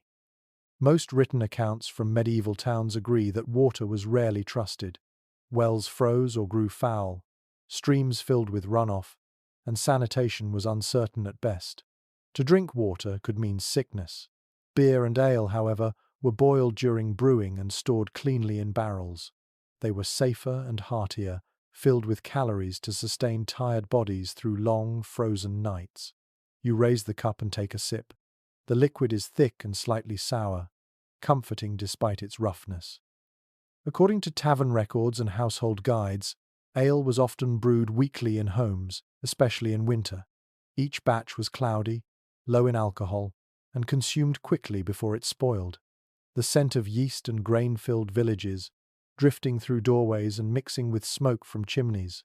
For many, it was the last warm thing they tasted before sleep. An interesting note from a London alewife's ledger lists ingredients not only for brewing but for night comfort: cloves, cinnamon, and honey added to ale and warmed by the fire. The result was what we might now call spiced beer or mulled ale, meant to soothe throats and fight chills. You can almost feel it slide down your throat now, leaving behind a slow, spreading heat that settles deep in your chest. There is debate among modern historians about how widely such spiced drinks were enjoyed. Some suggest they were luxuries reserved for merchants and nobles, while others argue that small quantities of spice were available even to the lower classes during winter festivals. The truth likely lies somewhere between: a taste of warmth reserved for special nights, shared by all when fortune allowed. In noble houses, the evening drink might be wine instead of ale, often mulled with sugar, pepper, or nutmeg. Chronicles describe servants carrying cups of steaming wine to their masters' bedchambers as part of the nightly ritual. It was thought to promote restful sleep and ease the joints. Physicians of the time even recommended sweetened wine at the hour before retiring, to balance the body's humours. You can picture it: a lord reclining by the fire, cup in hand, the liquid glinting red in the candlelight while frost gathers outside his window. A curious habit from some monasteries involved drinking posset, a mixture of hot milk, ale, and herbs. It was used as a nightcap, a comfort, and sometimes as a medicine for sleeplessness. The texture was thick and strange, but monks swore by its ability to chase away the cold. One chronicler even joked that a warm posset calms both body and soul, and quiets the devil that dwelleth in empty stomachs. According to archaeological findings of medieval kitchenware, mugs and cups used for these drinks were often heavy and thick, made of clay or pewter to hold heat longer. You hold one in your hand now, feeling the warmth seep slowly through the cup, the rim rough against your lips. Around you, others do the same, each finding comfort in the same ritual. An amusing observation from a 14th century visitor to England noted that the English drink often, and yet they do not fall for the drink but for the cold. Perhaps he was right. In a world without central heating, the warmth of ale or wine was as necessary as the warmth of a fire. To drink was to survive. Most researchers agree that drinking before bed was more than indulgence. It was practical. The body relaxed, blood warmed, and sleep came easier. Even children were sometimes given watered-down ale or warm cider before lying down, a habit that blurred the line between nourishment and comfort. A charming household tip from a 15th century herbal manual suggests adding a pinch of ground ginger or a drop of honey to bedtime ale for pleasant dreams. Whether it worked or not, it gave the illusion of care, a small act of hope before the long, cold sleep. You sit quietly now, watching the tavern slowly empty. One by one, people finish their drinks, gather their cloaks, and step into the snow. The air outside bites, but their bellies glow with the warmth of malt and spice. The last embers in the hearth crackle softly, painting the walls in flickering amber light. You drink the final sip, the warmth lingering on your tongue. It is not just the heat that comforts you, but the ritual itself, the steady rhythm of life: work, drink, prayer, rest. The tavern keeper wipes the tables, the fire sighs, and the wind hums faintly through the cracks in the door. As you step out into the night, the cold wraps around you instantly. Yet it feels softer now, gentler, as if the heat inside your chest has built its own small flame. You pull your cloak tighter and look up at the dark sky. The stars shimmer faintly, and somewhere in the distance, smoke curls upward from cottage chimneys. Everyone is retreating to their beds, their drinks still warming their dreams. In the stillness that follows, you realize that comfort is not found in excess but in small acts. A warm cup, a shared story, a moment of quiet before sleep. The night stretches wide, the earth frozen, and yet within it, humanity glows softly, like firelight in the snow. The wind outside howls like a restless spirit, but inside the barn it is warm, dim, and filled with the slow, steady sound of life. You are standing among animals now, their breath steaming in the cold air, their bodies radiating heat that seeps into your skin. It is not the luxury of velvet or fur that keeps this space warm, but the simplest and most ancient form of comfort, living warmth. Most rural families in the Middle Ages depended on their animals not only for food and labor, but also for survival through the coldest months. In many regions, the line between barn and home blurred entirely. According to village records from England and Scandinavia, cottages often included a byre or stable connected directly to the living quarters.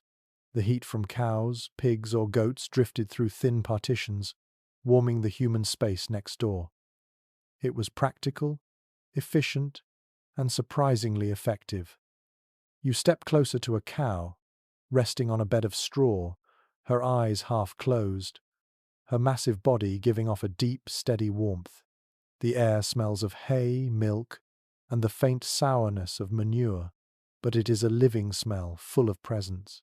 A child sleeps nearby, wrapped in a blanket, his head resting against his mother's arm. Behind them, a goat shifts in its pen and exhales softly. The family and their animals share the same breath, the same air, the same fragile shelter. A charming reference in a 14th century farming guide praises the gentle heat of the ox as the best gift of winter.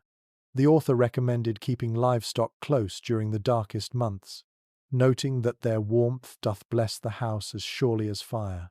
You can feel the truth of it in this space. Each animal is a small, steady furnace, turning hay and grain into heat that seeps into every corner of the room.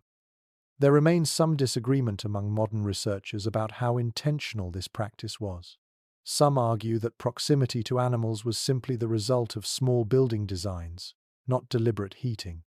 Others believe it was a conscious choice, a kind of natural insulation that made sense in a world where wood was scarce. Whatever the reason, the outcome was the same, a warmth shared across species. One curious detail from a German village chronicle mentions that people often named their cows after saints during winter, as if to thank them for keeping death away. These animals were not just property but companions, their survival tied directly to the family's own. In return for their milk and labor, they offered warmth, the most precious gift of all when frost hardened the fields. You sit on a wooden stool, the straw rustling beneath you. A hen clucks softly in her sleep, and somewhere nearby, a cat curls up close to the fire pit, her fur rising and falling with each breath. The rhythm of animal life is comforting, constant. The air feels thick but alive, carrying the soft sound of chewing, shifting, breathing. It is not silence, but peace. In wealthier farmsteads, the layout was slightly different. According to archaeological findings, larger homes often had lofts or platforms above the barn section, allowing people to sleep above their animals. The heat rose upward, filling the sleeping space with a gentle, natural warmth. It was the earliest kind of central heating, powered not by machines, but by life itself. You imagine lying there, the wooden beams creaking faintly as cows move below, the scent of hay rising up like a lullaby. A rather amusing observation from a 15th century traveller in the Alps notes that peasants sleep beside their beasts and smell of them also, yet they laugh more heartily than the rich. Perhaps warmth and contentment are closer to joy than refinement. When you are not freezing, laughter comes easier. In some northern traditions, people even shared blankets with their smaller animals.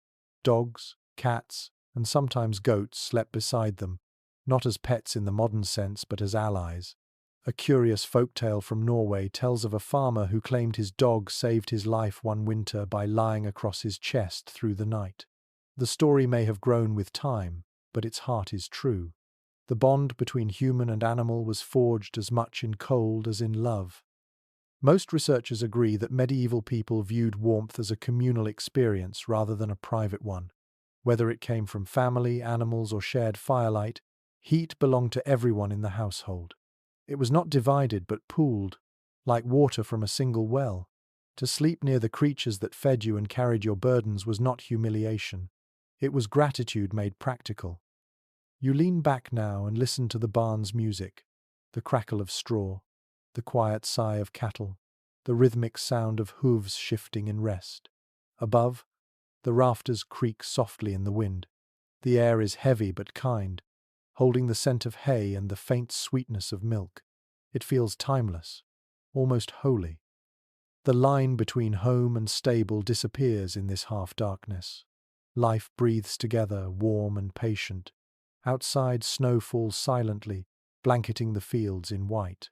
Inside, the glow of fire and flesh beats like a steady heart. You pull the blanket tighter around your shoulders, feel the heat of the cow beside you, and close your eyes. In this shared warmth, you understand something eternal. Comfort is not always elegance or solitude. Sometimes it is the sound of breathing in the dark, the weight of straw beneath you, and the presence of another life keeping the cold at bay.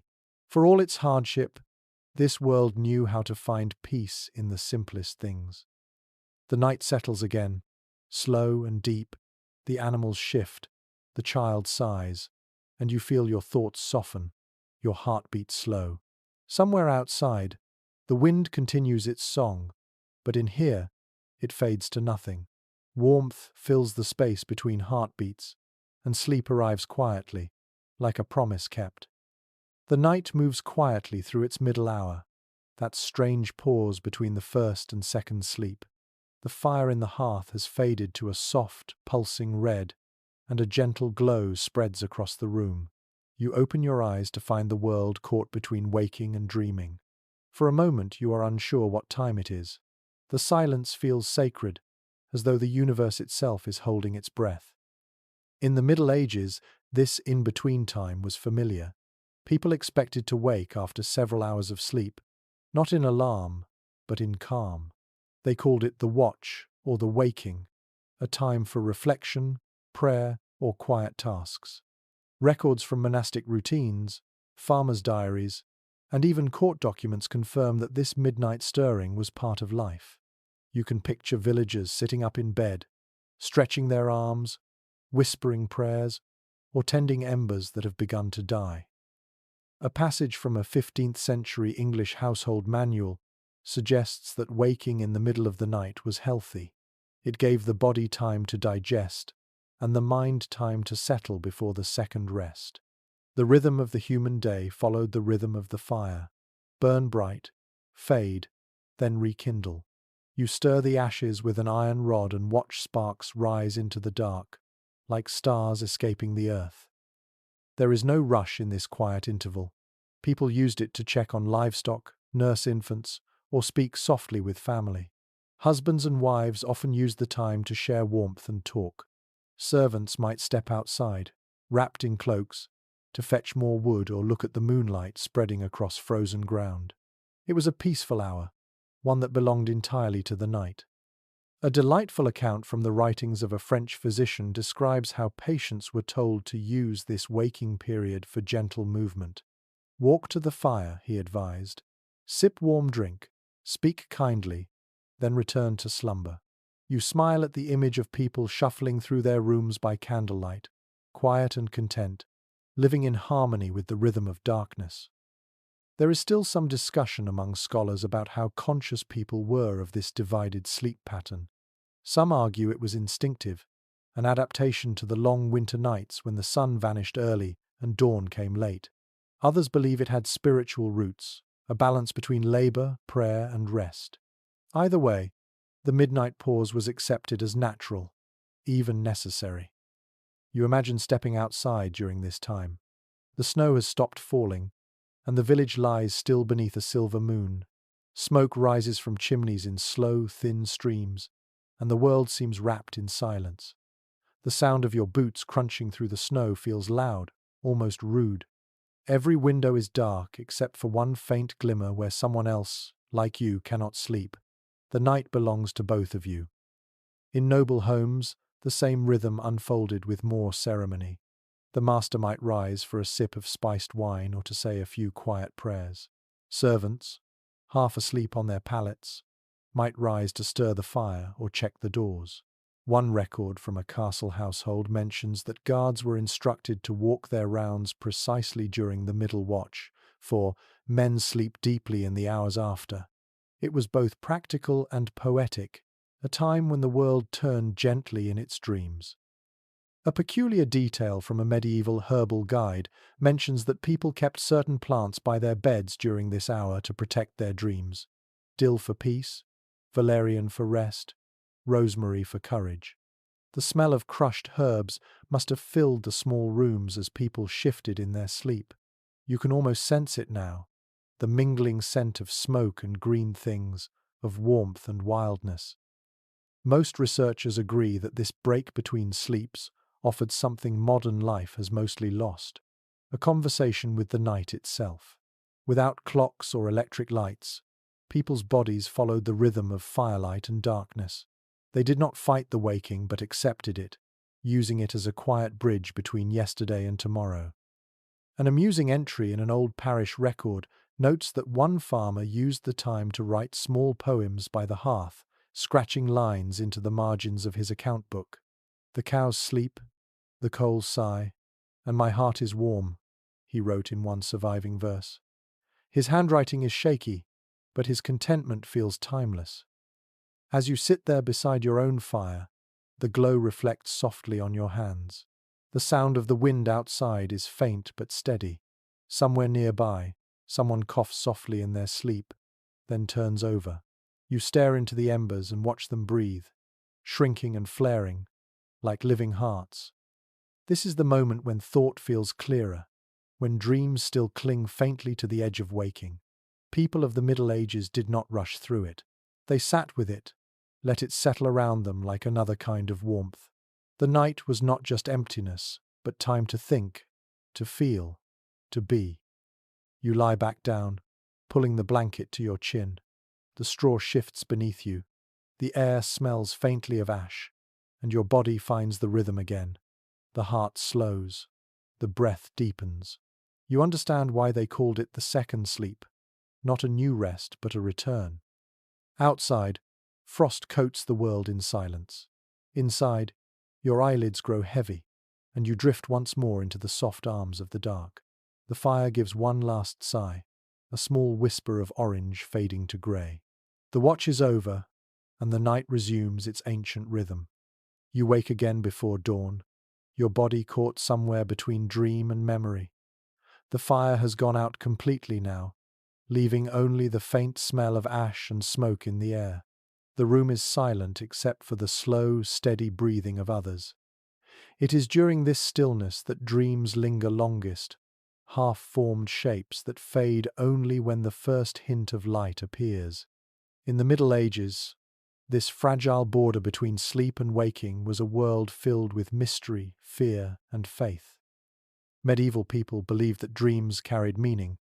They were not random flickers of the mind, but messages, warnings, or glimpses from another realm. Records from physicians, priests, and poets alike show how deeply the night world fascinated them. A dream could be sent by God or by something darker. People prayed before bed not only for rest, but for protection from troubling visions. You whisper a short prayer yourself now, as they once did. "Let no evil visit my sleep." According to written collections of dream lore, such as the medieval dream books, interpretations were both detailed and imaginative. To dream of water meant change. To dream of fire meant danger or passion. To dream of warmth signified God's favor, while ice and snow foretold hardship or loss. You can imagine a villager waking shivering after such a dream, staring at the grey light of morning and wondering what fate had whispered in the dark. A curious practice mentioned in a 13th century clerical manual describes people placing small religious tokens or written prayers beneath their pillows to guard against nightmares. These tokens might be bits of parchment inscribed with psalms, or even tiny crosses carved from wood. The sound of one sliding beneath your head would be faint, almost comforting. There is still debate among historians about how much of this belief came from Christianity and how much from older pagan customs that survived quietly in rural life. Some scholars argue that the fear of dreams as spiritual visitations came from the Church's efforts to control superstition, while others see it as a natural extension of how medieval people viewed the invisible world. In a time without artificial light, darkness itself was sacred and alive. You remember how easily the mind plays tricks when it is cold and hungry. Many people went to sleep underfed, exhausted, or ill. The boundary between real and unreal was thin. One chronicler in the 14th century wrote of the fever of dreams that came during the hardest winters when hunger and cold conspired to blur the senses. Some saw angels, others saw demons. A scholar writing centuries later suggested that lack of warmth and nourishment may have caused hallucinations mistaken for visions. Yet for those who experienced them, they were utterly real. A peculiar note in a monastic record tells of a brother who woke screaming one winter night, claiming he had seen the devil blowing frost through the cracks in the dormitory wall. The abbot later wrote that it was only a dream brought on by cold and exhaustion. Still, the story spread through the monastery, whispered each year when the frost returned. The line between faith and fear was always narrow. Most researchers today believe that the long, unbroken nights of winter intensified medieval dreaming. Without the glow of lamps or the noise of machines, the mind wandered freely. People lived closer to darkness, and in that darkness, imagination flourished. They accepted dreams as part of life, neither entirely feared nor entirely trusted.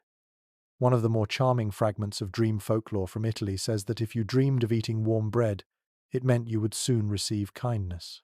Another, from northern France, warned that if you dreamed of a frozen hearth, someone you loved might be ill.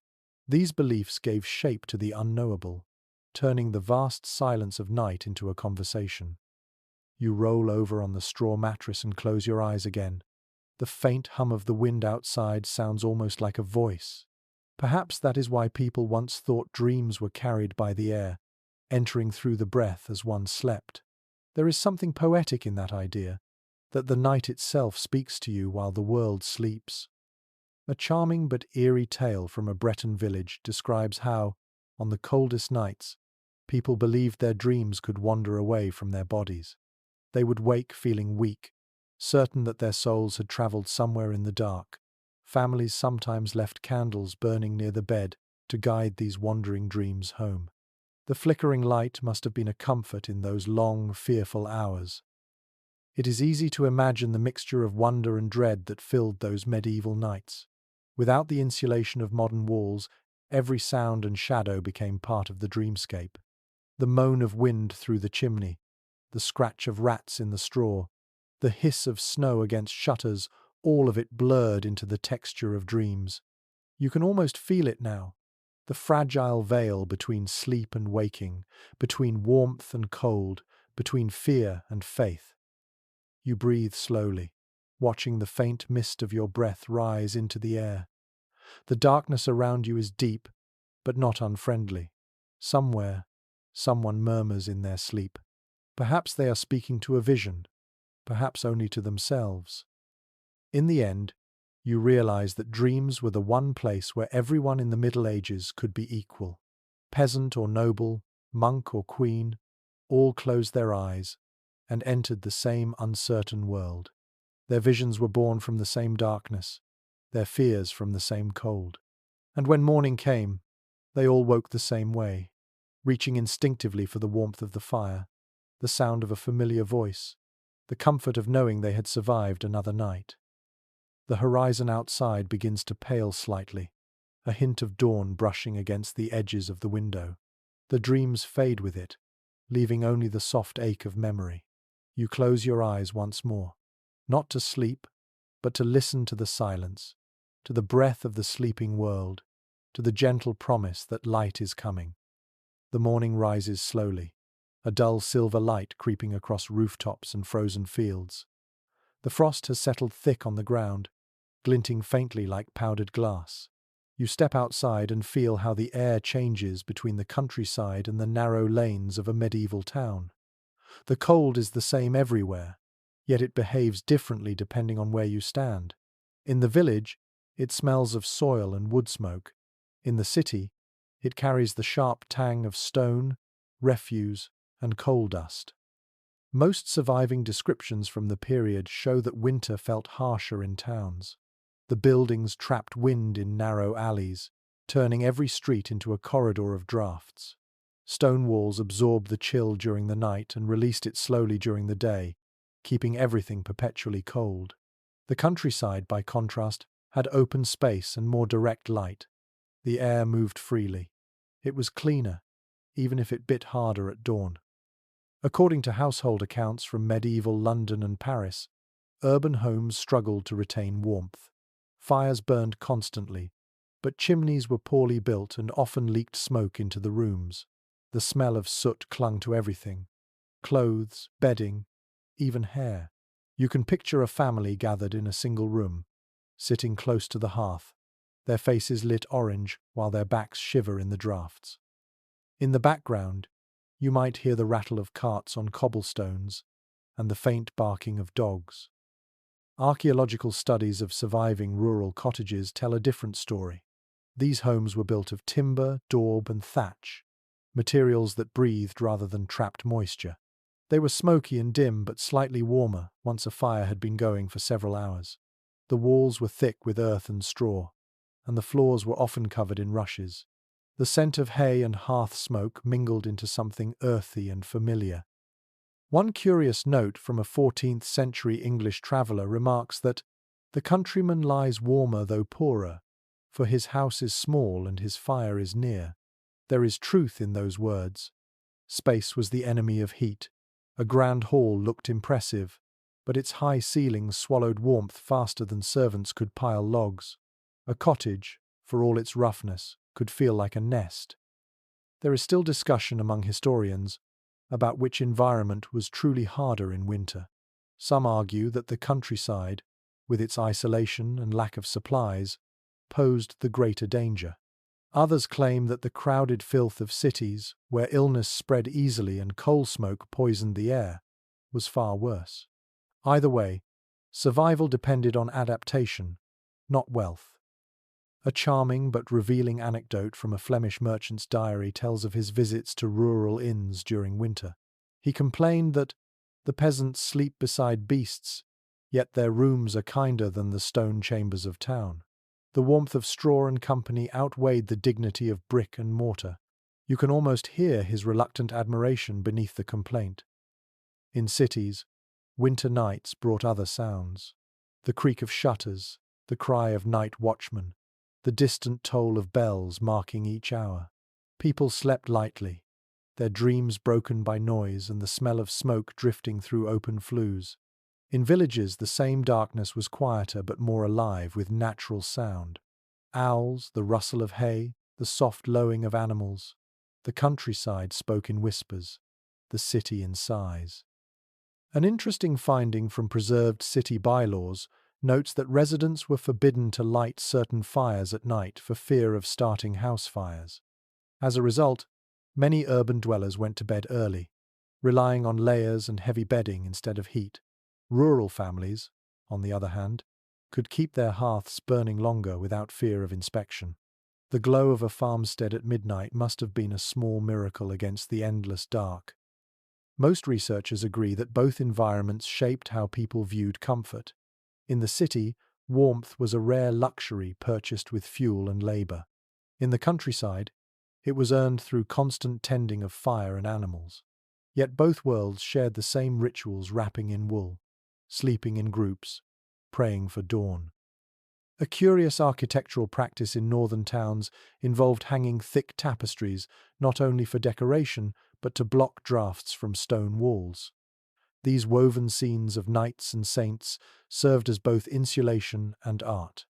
In smaller homes, the same principle survived in humbler form. Blankets hung across doorways, straw pressed against cracks. Every fibre mattered. You walk now through a medieval street, your breath fogging in the cold. A baker opens his shop, the warmth spilling into the lane. The smell of bread mixes with the odour of coal and ash. People move slowly, wrapped in cloaks, their feet crunching frost-covered mud. The city wakes reluctantly, as if unsure whether it wants to face another day of winter. Beyond the walls, the countryside glows faintly with dawn. Smoke curls upward from thatched roofs, and the frozen fields shimmer under the first light. Somewhere, a farmer cracks ice from a trough, his hands red with cold. He pauses, breathes into his palms, and smiles faintly. His world is rough, but real, grounded in the rhythm of earth and fire. It is easy to imagine the tension between the two worlds, the bustle of stone streets versus the stillness of open fields. Both endured the same cold, but in different languages. The city spoke in echoes and smoke, the countryside in silence and breath. You turn toward the horizon, where the sky begins to glow pale gold. The frost catches the light, and for a moment everything looks equal. City towers, village roofs, distant hills, all shimmer under the same frozen Sunday. The night's hardships fade slowly, and you realize that whether one slept among stone or straw, warmth was always the same fragile dream, chased anew with every dawn. The light outside fades once more, and you find yourself scratching lightly at your arm beneath the layers of wool. It is a small irritation, but one that refuses to leave. You lift your sleeve and notice a faint red mark, and then you remember something the medieval world knew all too well. The tiny creatures that shared every bed, every blanket, every piece of straw. In the Middle Ages, comfort was often an illusion. No matter how carefully you swept your floor or aired your bedding, life beneath the fabric continued. Fleas, lice, and bedbugs were part of the night, as constant as the cold itself. Written accounts from the period make no attempt to hide it. They speak of the crawling companions of rest, of mornings spent shaking blankets near the fire, and of the resigned acceptance that no one truly slept alone. Archaeological studies of medieval bedding have confirmed what those accounts suggested. Straw mattresses, reused year after year, became nests for insects and mites. Even the wealthy, with their feather beds and linen sheets, could not escape entirely. The warmth that made sleep possible also made perfect breeding grounds. You can almost feel the faint movement beneath the fabric now, the delicate rustle that would keep a tired body half awake. A household record from 15th century York lists one servant's duty as combing garments for small vermin each morn. It was not punishment but routine. Every family had its own way of coping, hanging blankets in sunlight, beating them against walls, or sprinkling herbs thought to drive pests away. The smell of lavender, mint, or wormwood often filled sleeping spaces, not for luxury but as defense. A curious entry in a Paris physician's notes from 1379 mentions an ointment made from vinegar, salt, and crushed garlic that was applied to the scalp to deter lice. You can almost imagine the sting of it, sharp and pungent, yet better than the constant itch. For all their hardship, people were inventive, finding comfort where none seemed possible. There is still disagreement among researchers about how widespread pest control actually was. Some argue that wealthier households managed better hygiene, while others point to records showing nobles complaining about the same crawling irritations as peasants. A 14th century duchess wrote despairingly that, "My linen walks at night, though I lie still." Her misery was no different from that of the poorest farmer. You picture a peasant family shaking out their bedding beside the hearth before sleep, the light from the fire catching bits of straw as they scatter. The mother hums softly, her movements practiced. She knows which herbs help, which parts of the bed to avoid touching. The smell of smoke clings to everything, mingling with the faint, bitter scent of herbs. In this ritual, there is both care and fatigue. An odd but well-documented practice involved hanging bedclothes outdoors in winter frost. People believed the cold air would kill what crept unseen. It probably helped a little, but mostly it hardened the fabric and filled it with the crisp scent of snow. You can picture the sight. Rows of stiff sheets fluttering weakly in the icy breeze like white flags of surrender to nature. Most modern researchers agree that the medieval tolerance for discomfort came from necessity. People accepted certain miseries as simply part of life. The human body, the house, even the bed were porous, open to the world around them. Insects, smoke and cold all moved freely between them. Survival was not about erasing these problems, but about enduring them with calm repetition.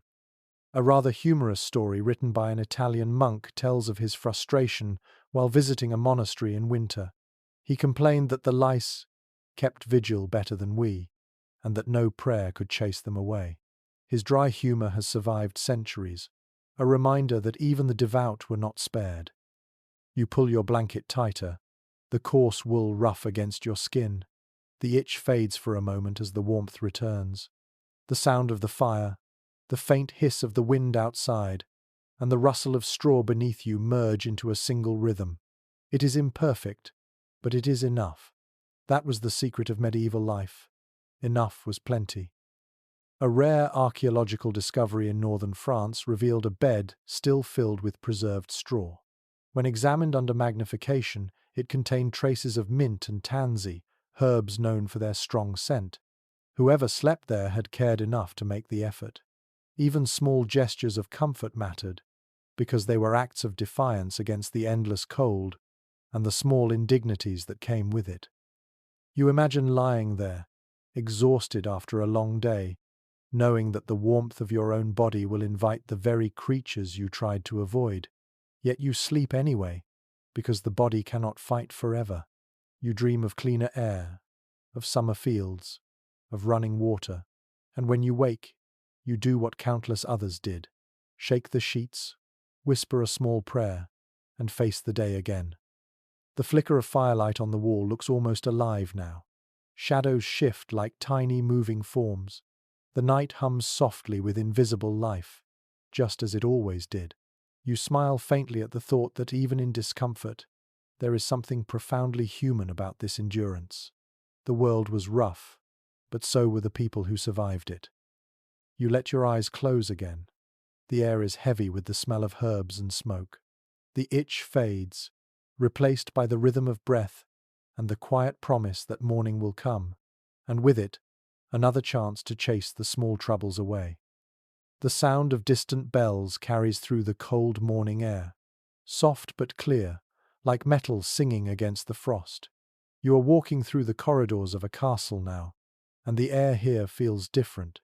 It is grand, echoing, yet colder than the small peasant cottages you left behind. The walls are thick and built for defense, not for warmth. Even kings and queens, wrapped in luxury, felt the same winter bite that touched every soul in their realm. According to household accounts and chronicles from royal courts, the cold was a constant complaint even among the highest ranks. In a letter from the court of King Henry II, a servant wrote that the frost creeps even to the king's bed, though the fire roars like a beast. Another noted that the queen wore gloves indoors during morning prayers. Nobility had status, but the weather respected no titles. You enter a great hall lined with tapestries, each one glowing softly in the light of the fire. The images of hunting scenes and saints flicker across the fabric, their colors dulled by smoke. The air near the hearth is warm, but a few steps away the chill returns. Even the massive fire, fed with oak logs that crack and pop, cannot conquer the stone. You can feel the temperature shift as you move, warmth and cold braided together in every breath.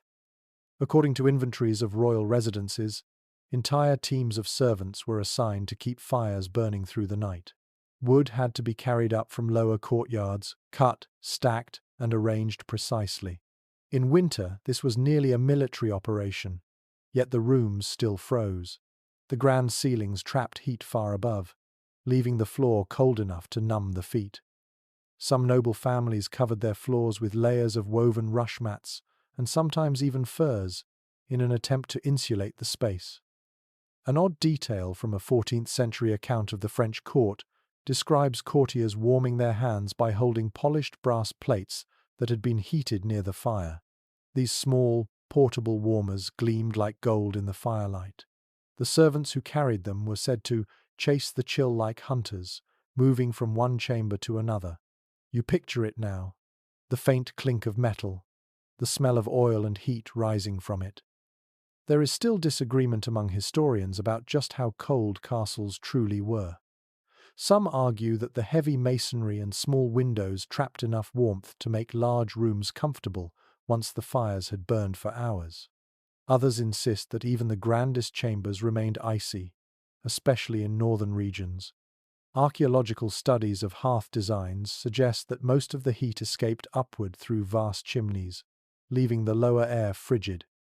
A surviving letter from a servant of King Edward IV complains that His Grace suffers chill in his bones, though wrapped in fur and fed by flame. You can almost hear the quiet frustration in the words. Even surrounded by splendor, the body still shivers. Inside the royal chambers, the bed became the true heart of warmth. A monarch's bed was more fortress than furniture. Carved posts, heavy curtains, and layers upon layers of blankets. Historians who have reconstructed these beds describe them as small, enclosed spaces, barely large enough for two, designed to hold heat rather than grandeur. When the curtains were drawn, the world disappeared, leaving only the muffled crackle of fire and the scent of fur and wax. A curious anecdote from the Burgundian court tells of courtiers competing to present the finest bed covers to their ruler during winter. One nobleman offered a blanket lined with ermine and sewn with tiny pearls, claiming it could ward off the wind like armor. The king accepted it graciously, but was later seen sitting by the hearth wrapped in a common wool cloak. Perhaps he knew that real warmth did not need to sparkle. Researchers studying castle remains have found soot marks high on ceilings and scorch marks near fireplaces, evidence of long-burning fires and desperate attempts to drive away the cold. They also found thick soot deposits on tapestries, showing how the effort to heat the room filled the air with smoke. The warmth came at a cost. To breathe in such chambers was to inhale the struggle itself. A peculiar custom among the wealthy involved sleeping with small fires burning in portable braziers beside the bed. These metal bowls of coal glowed faintly through the night, casting red light across the room. They provided comfort but also danger, as more than one noble family lost property to fire. Still, the risk seemed preferable to freezing. Despite their discomfort, the nobility often turned the hardship into ritual. The morning warming ceremony, for instance, was both necessity and performance. Servants brought hot water, heated clothes by the fire, and carried in steaming cups of wine or broth to their masters' chambers. The first sigh of warmth each day became a symbol of order restored, of human triumph over the night. You look around the castle again. The fire burns high, and the air smells faintly of pine resin and melted wax. The nobles gather near the flames, their laughter echoing softly. Yet even in their smiles, you see the same small movements, the rubbing of hands, the tucking of feet under robes, the instinctive turn toward the heat. No one escapes the season entirely. Most researchers agree that winter made all classes humble in their own way. The poor fought it with closeness, the rich with ceremony. Yet both learned to respect it. The cold was not an enemy to defeat, but a teacher to endure. In this balance of power, even kings bowed their heads. You step closer to the fire, feeling its glow on your face. The air beyond the flames still bites, but within this circle of light, there is life. You close your eyes and listen to the murmur of voices, the faint hiss of logs. Outside, the wind beats against the castle walls, relentless and eternal. Inside, a room full of warmth flickers, fragile but real, like the heart of winter itself. You leave the castle behind and walk into the countryside once again. The night has deepened, and the air feels heavy, almost solid. The stars are bright but cold, their light hard as ice. In the distance, a small cottage glows faintly, a single orange spark against the dark fields. You step closer, drawn by the promise of warmth, and find yourself outside the home of a peasant family enduring one of the longest nights of the year. Inside, the room is small, smoky, and still. A woman sits by the hearth, turning a stick in the ashes to coax one last flicker of flame. Her hands are red from the cold, her face shadowed by exhaustion. Two children sleep beside her, curled together under a thin blanket. The air smells of wood, earth, and faintly of hunger. This is what winter means for the poor. Not simply cold, but endurance measured hour by hour. According to parish records and medieval poorhouse accounts, winter was often the cruelest season for the lower classes. Work slowed, food ran short, and illness spread easily. Many cottages relied on stored grain and dried vegetables, but by late winter, supplies grew thin. The fire that once burned brightly in November became a memory by February. The poor learned to sleep more, to conserve energy, to let time itself pass slower. A record from a 14th century manor court tells of families gathering together in a single cottage to share heat when frost became unbearable. Entire households slept side by side, sometimes taking turns lying closest to the hearth. The idea of privacy meant nothing when survival demanded warmth. You can picture the scene now.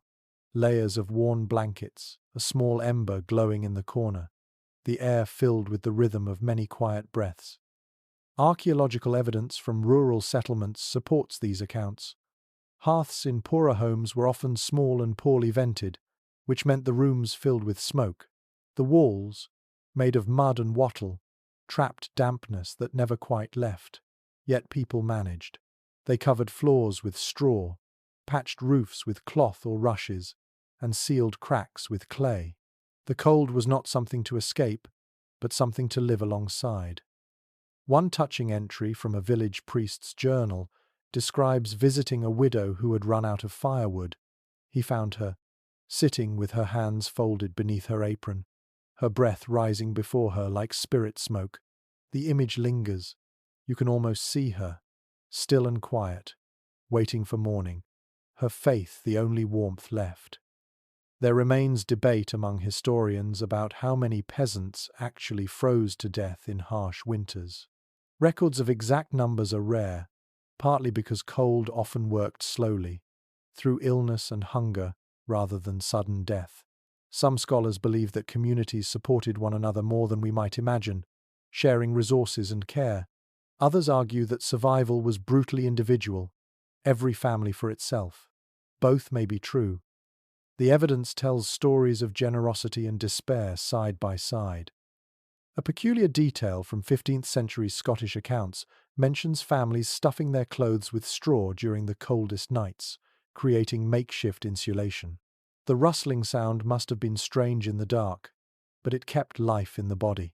Children sometimes wore the same garments for weeks, their small shapes wrapped in patched fabric until they looked like bundles of rags. You can hear the faint crackle of the straw as they shift in their sleep. Most researchers agree that winter transformed the rhythm of poor households entirely. With work in the fields halted, nights became longer and quieter. People told stories, sang softly, or prayed. They found small joys in shared company, even as their stomachs ached. The darkness became both enemy and companion, a teacher of patience. An unusual folk belief from rural Germany warned that to complain too loudly about the cold would invite the winter mother, a spirit who stole warmth from those who cursed her. So people learned to endure silently, their resistance becoming almost ritual. Every sigh, every breath, was a quiet prayer for spring. You sit now beside the family's dying fire. The mother looks at you but does not speak. Her eyes are tired yet calm, filled with the wisdom of survival. She adjusts the blanket over her children, then leans closer to the faint glow of the hearth. You feel the warmth fade with each breath, but it is still warmth. It is still something. The cottage walls groan softly in the wind. The thatch above creaks, and snow slips down the roof in muffled heaps. The sound is strangely peaceful. You realize that for the poor, sleep was not just rest, it was refuge. Dreams were moments of escape, small islands of comfort floating above hunger and cold. In the faint light, you notice a loaf of bread resting near the fire, hard as stone. It will soften slightly in the morning when warmed. You imagine the family breaking it apart carefully, dipping it in broth, each piece measured and shared. Such small acts of care kept hope alive. As the fire dwindles to ash, the mother closes her eyes and pulls her children closer. The room darkens, but their shapes remain visible in the glow of the embers. You lie still, feeling the rough floor beneath you and the quiet strength that fills this fragile space. Outside, the cold wind sweeps across the fields, indifferent to those within. But inside this tiny home, life endures. The fire might die, the walls might tremble, but as long as someone breathes, warmth survives. You close your eyes, the scent of smoke and straw filling your senses, and for a moment, you understand the true courage of winter, not conquering the cold, but learning to live gently inside it. The night deepens again, and you feel it pressing against the walls, thick with silence. Only the faint pop of the fire breaks the stillness. In this quiet world, where every shadow carries weight, people of the Middle Ages turn to unseen protections. The body could be wrapped in wool, the bed layered in furs, but the soul needed its own shelter. This was the hour when charms were hung, prayers were whispered, and the invisible world was acknowledged with care.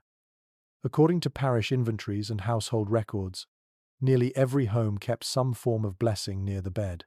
A crucifix above the headboard was common, but so were smaller, humbler items. A dried sprig of rosemary tied with red thread, a scrap of parchment with a psalm written on it, or a small pouch of salt tucked beneath the pillow. These objects were meant to keep harm at bay, to quiet the fears that came with darkness. A surviving English charm from the 14th century begins softly. Matthew, Mark, Luke, and John, bless the bed that I lie on. It was recited before sleep, believed to drive away nightmares and wandering spirits. You can almost hear the gentle murmur of the words, spoken by firelight, repeated night after night, until the rhythm itself became comfort. One intriguing detail recorded by a travelling friar tells of villagers marking their doors and bedposts with chalk on cold winter nights.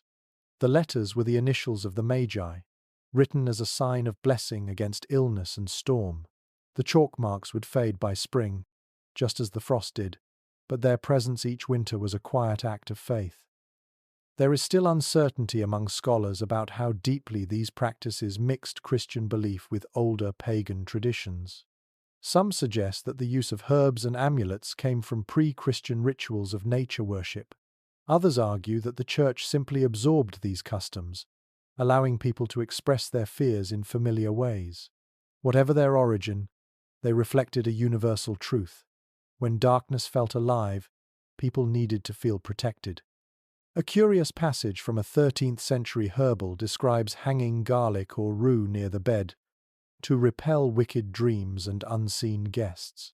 The scent of such herbs must have been strong, sharp enough to cut through the smoke and damp. You picture the small bundle swaying slightly in the breeze from a drafty window, its fragrance mixing with the smell of ash. According to household letters from rural families, winter was the season when tales of spirits multiplied. The long nights fed imagination. People believed the dead could wander, or that sickness itself might take shape and slip beneath doors. To hang charms and whisper blessings was both protection and ritual.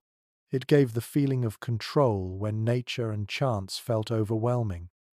A rather touching account survives from a noblewoman's diary, written in the late 1400s. She described her habit of touching the curtain around her bed 3 times before sleeping, each time saying the name of a saint. She wrote, "It makes my dreams quiet and the dark less close." That small, private motion feels timeless. Even today, people still seek comfort in gestures they barely understand but cannot abandon. An odd superstition from Germany advised never to leave shoes facing the bed at night, lest a spirit walk into them. In some regions, people turned their shoes upside down before sleeping, believing it confused whatever evil watched from outside. These habits may seem strange, yet they reveal how deeply the medieval mind wove meaning into every action. To them, warmth and faith were threads of the same fabric. Most researchers agree that the night was both physical and spiritual in medieval life. It held danger in equal measure to peace. Sleep was surrender, and people rarely surrendered without first invoking something greater than themselves. Whether that power was divine or rooted in folklore did not matter. The act of asking for protection was what calmed the heart. In the poorest homes, where even a candle was precious, families prayed aloud together before lying down. The sound of their voices filled the dark, soft and steady. "Keep us this night," they said, "from frost and fright." The rhyme carried through generations, whispered by mothers to children, by widows to themselves. You can almost hear it now, carried faintly through the smoke-filled air. A minor yet charming discovery by archaeologists in rural England revealed tiny crosses scratched into the plaster above beds in several cottages. Some were careful and symmetrical, others crude and hasty. The markings were made by ordinary people, likely with nothing more than a nail or knife point. They were small but powerful, silent witnesses of faith carved into the bones of the house itself. As you lie back now, the firelight flickering across the ceiling, you feel the weight of all those small protections surrounding you. The charms, the chalk, the whispered prayers, each one an offering against the great silence of winter. The cold may press close, but it cannot cross that invisible boundary of belief. Outside, the wind picks up again, tugging at shutters and doors. You watch the shadows shift across the wall and imagine them as ancient shapes, the same ones people once feared. Yet you also feel something else, the calm that comes from knowing those who came before you faced the same fears and found peace in their rituals.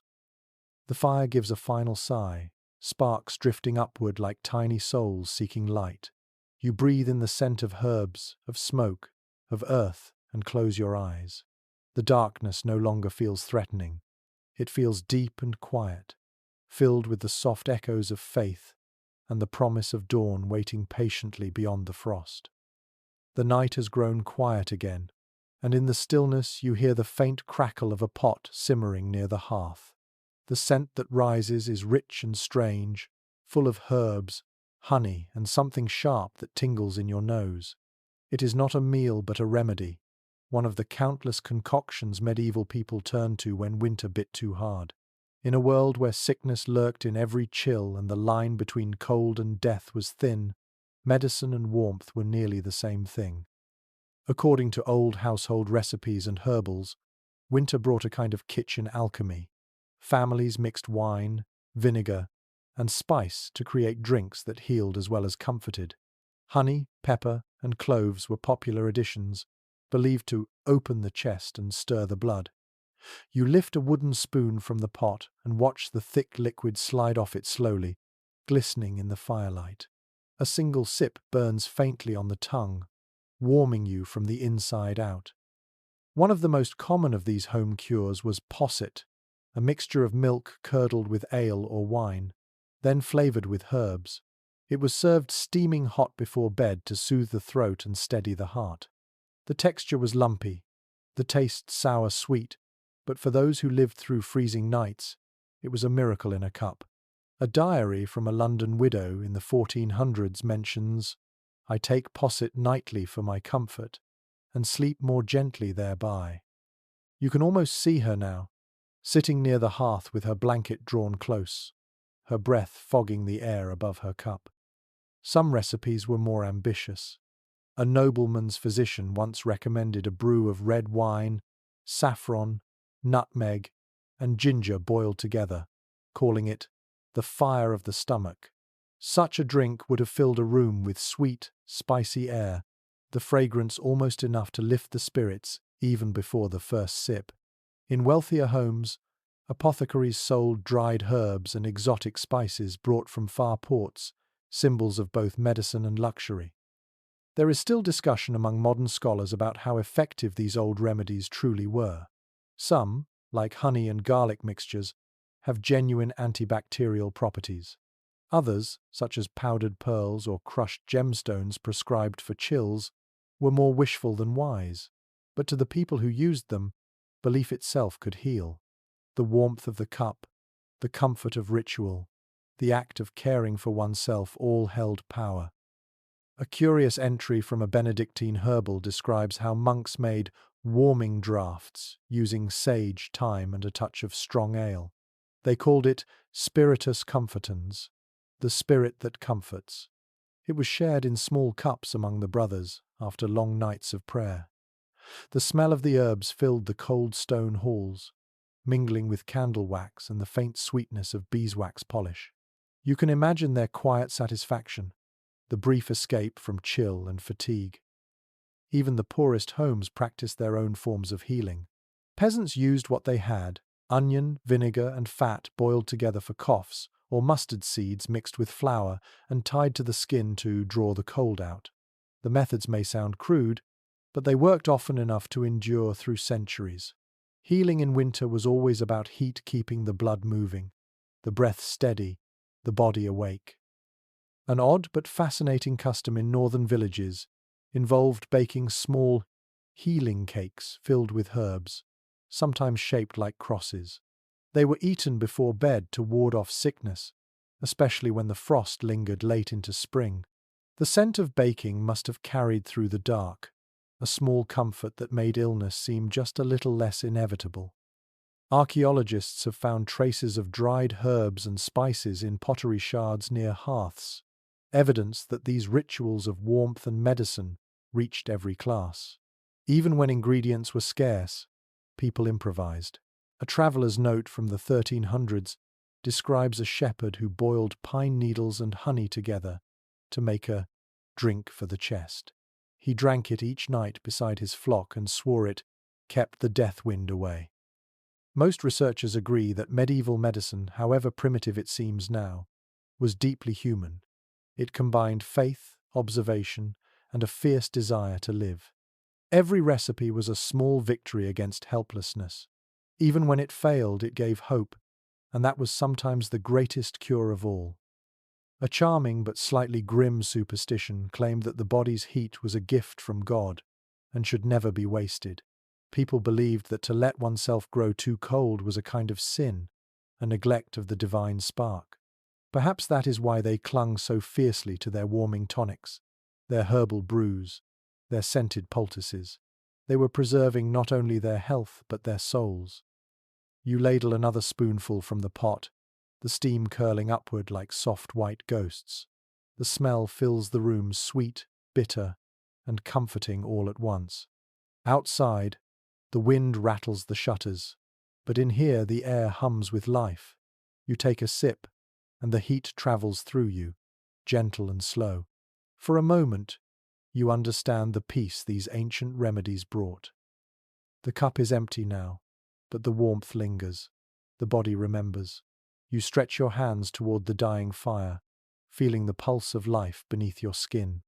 Around you, others are asleep, their breath steady, their dreams untouched by fear. The night is still cold, but it no longer feels threatening. It feels like a living thing, quieted for a while by the soft strength of warmth and care. The winter sun sets early, and the world sinks again into cold shadow. As the light fades, a different kind of life stirs within the walls of the town. You follow the narrow streets toward the market square, where a few stalls remain open despite the chill. The air smells of smoke, roasted nuts, and damp wool. This is the winter market, a place not of plenty but of survival. Here, warmth itself is bought and sold. According to surviving town ledgers and guild records, markets in the Middle Ages changed rhythm with the seasons. Summer brought vegetables, fruit, and bright fabrics. Winter brought wood, wool, candles, and remedies for the cold. Merchants cried their goods under breath that steamed in the frozen air. Blankets from Flanders. Good wax burns clean. Iron pans for your hearths. The market was not merely trade, it was hope made visible in stalls and sacks. You walk between the vendors now, your boots slipping on the icy cobblestones.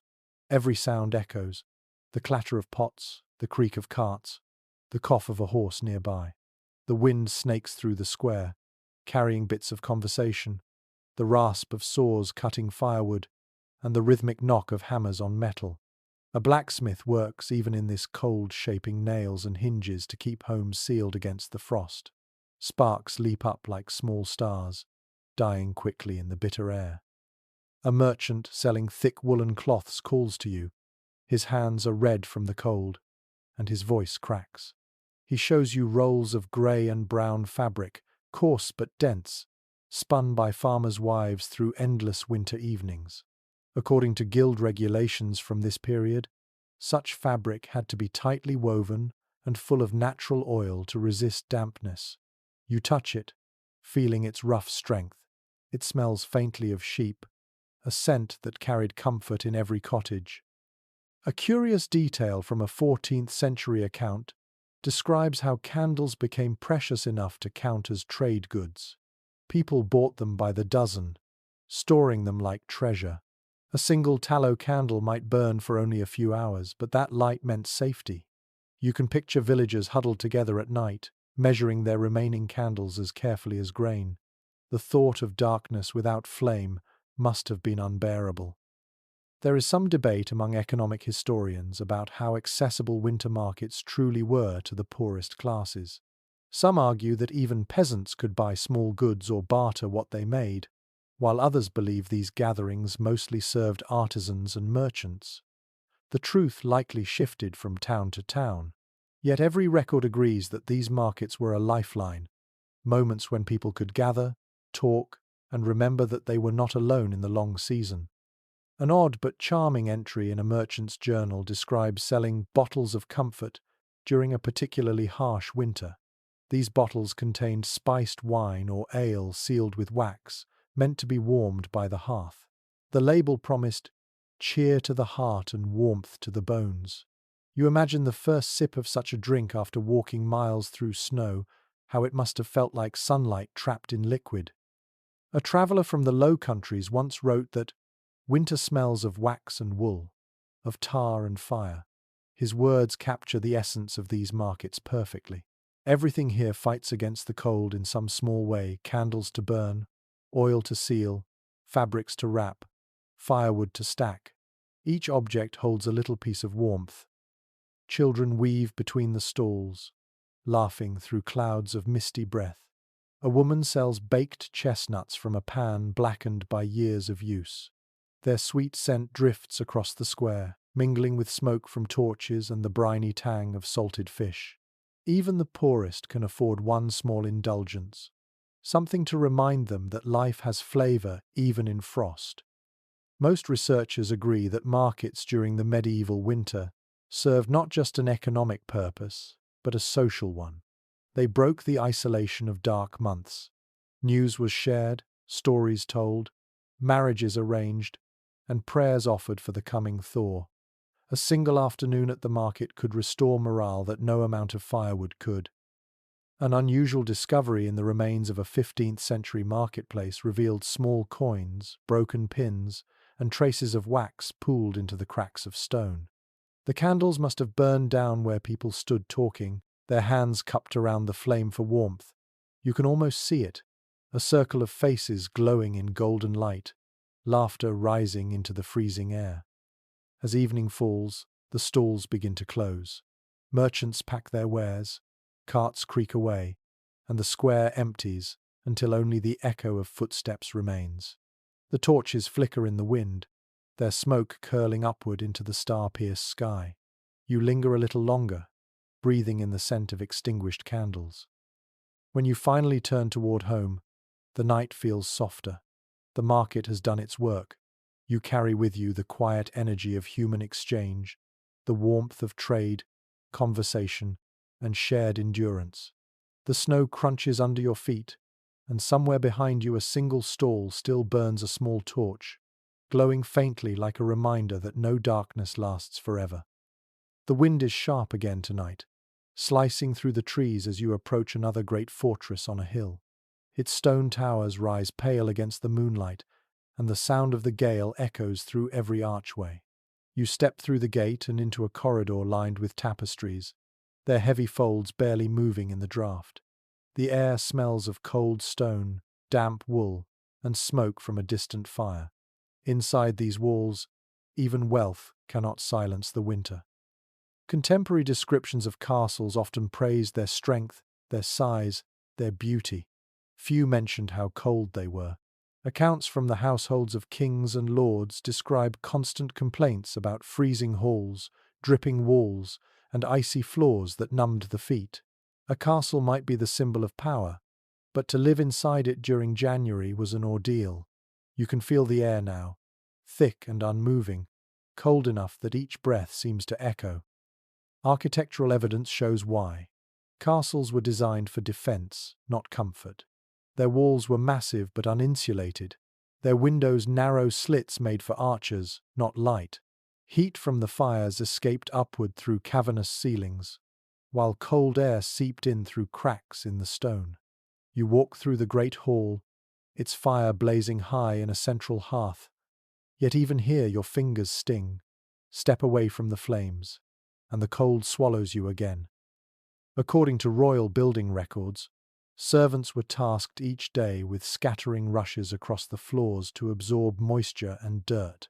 These rushes were sometimes mixed with herbs like lavender or sweet flag to keep the smell fresh. They offered a little softness, but little warmth. At night, the chill from the floor crept upward, no matter how many furs covered the bed. A curious detail from the castle of Coucy in France mentions that icicles formed on the inside of the walls during one particularly severe winter. Chroniclers describe servants breaking them off each morning before lighting fires. You imagine the strange beauty of it, frozen crystals hanging like decorations in a noble hall, glittering in torchlight as people shivered beneath them. There is debate among modern historians about whether castles were truly uninhabitable in winter. Some argue that careful use of tapestries, fires, and bed hangings created pockets of comfort. Others believe that most rooms remained too cold for daily living, forcing residents to crowd near the kitchens or the great hall.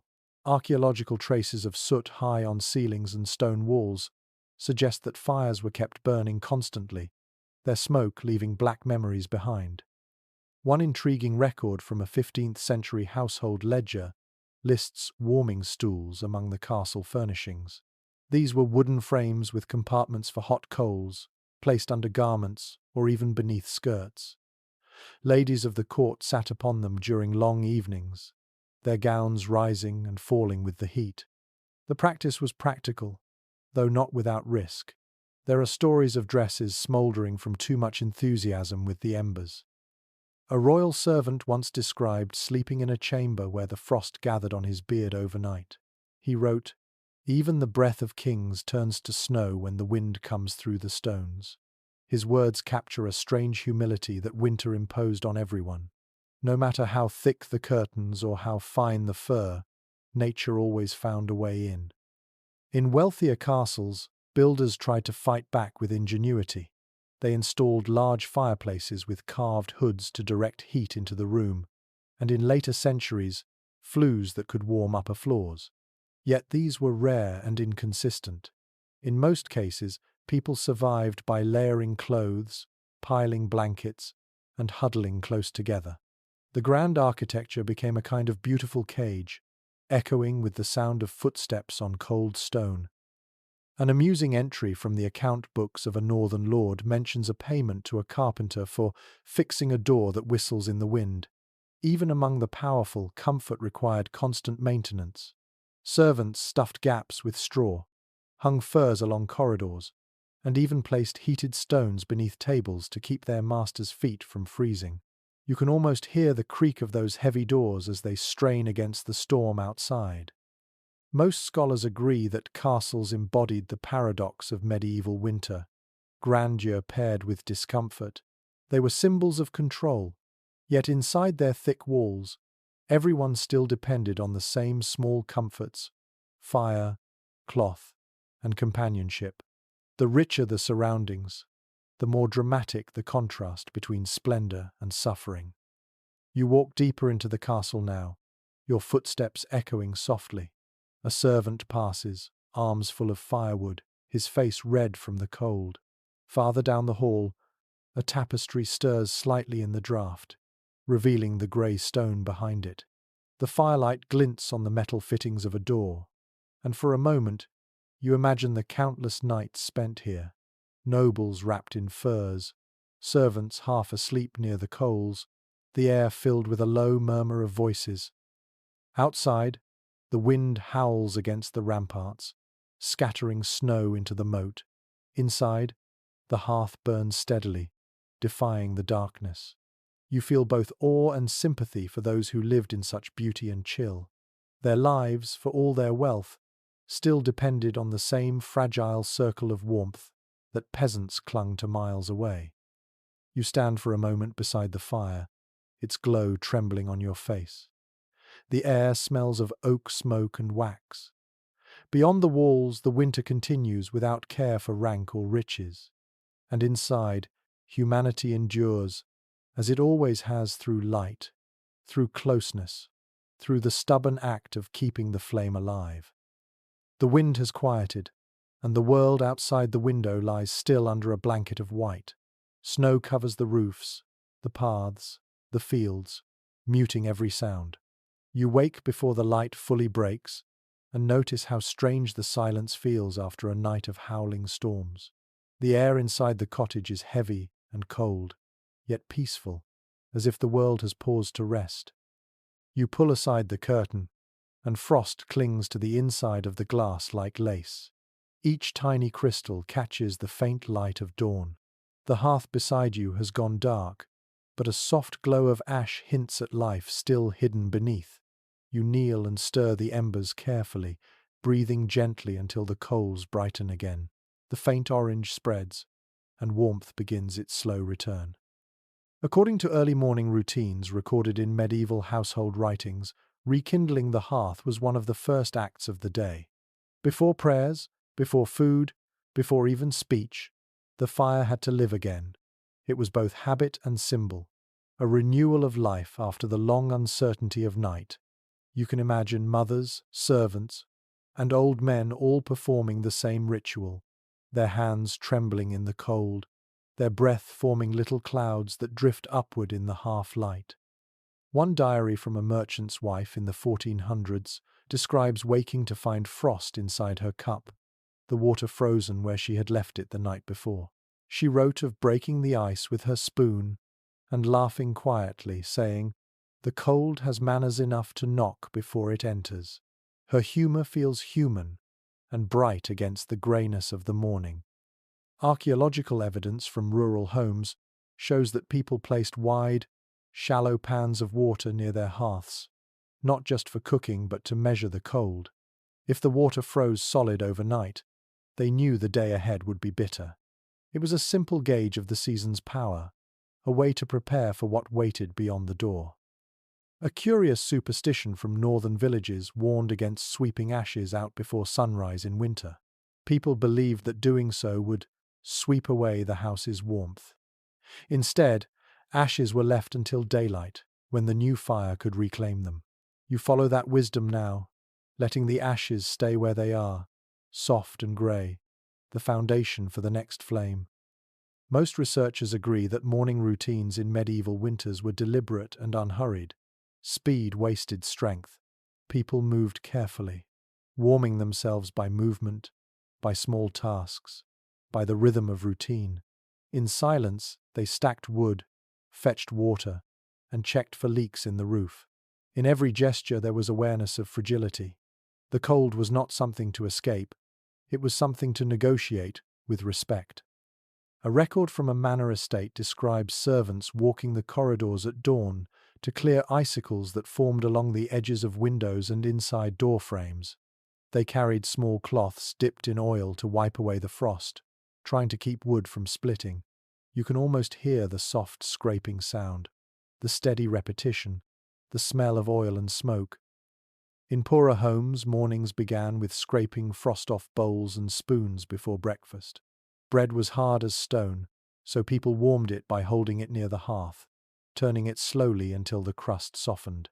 The first meal was simple porridge, broth, or whatever remained from the night before, but its warmth felt like victory.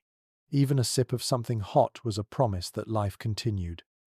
An odd entry in a 14th century account from a northern abbey describes monks breaking ice inside the cloister fountain every morning with hammers. They recorded the sound as like bells for the Sunday. That image lingers in your mind, the clash of ice giving way to water, the return of motion and sound after stillness. There is still uncertainty among historians about how people's moods changed through these long winters.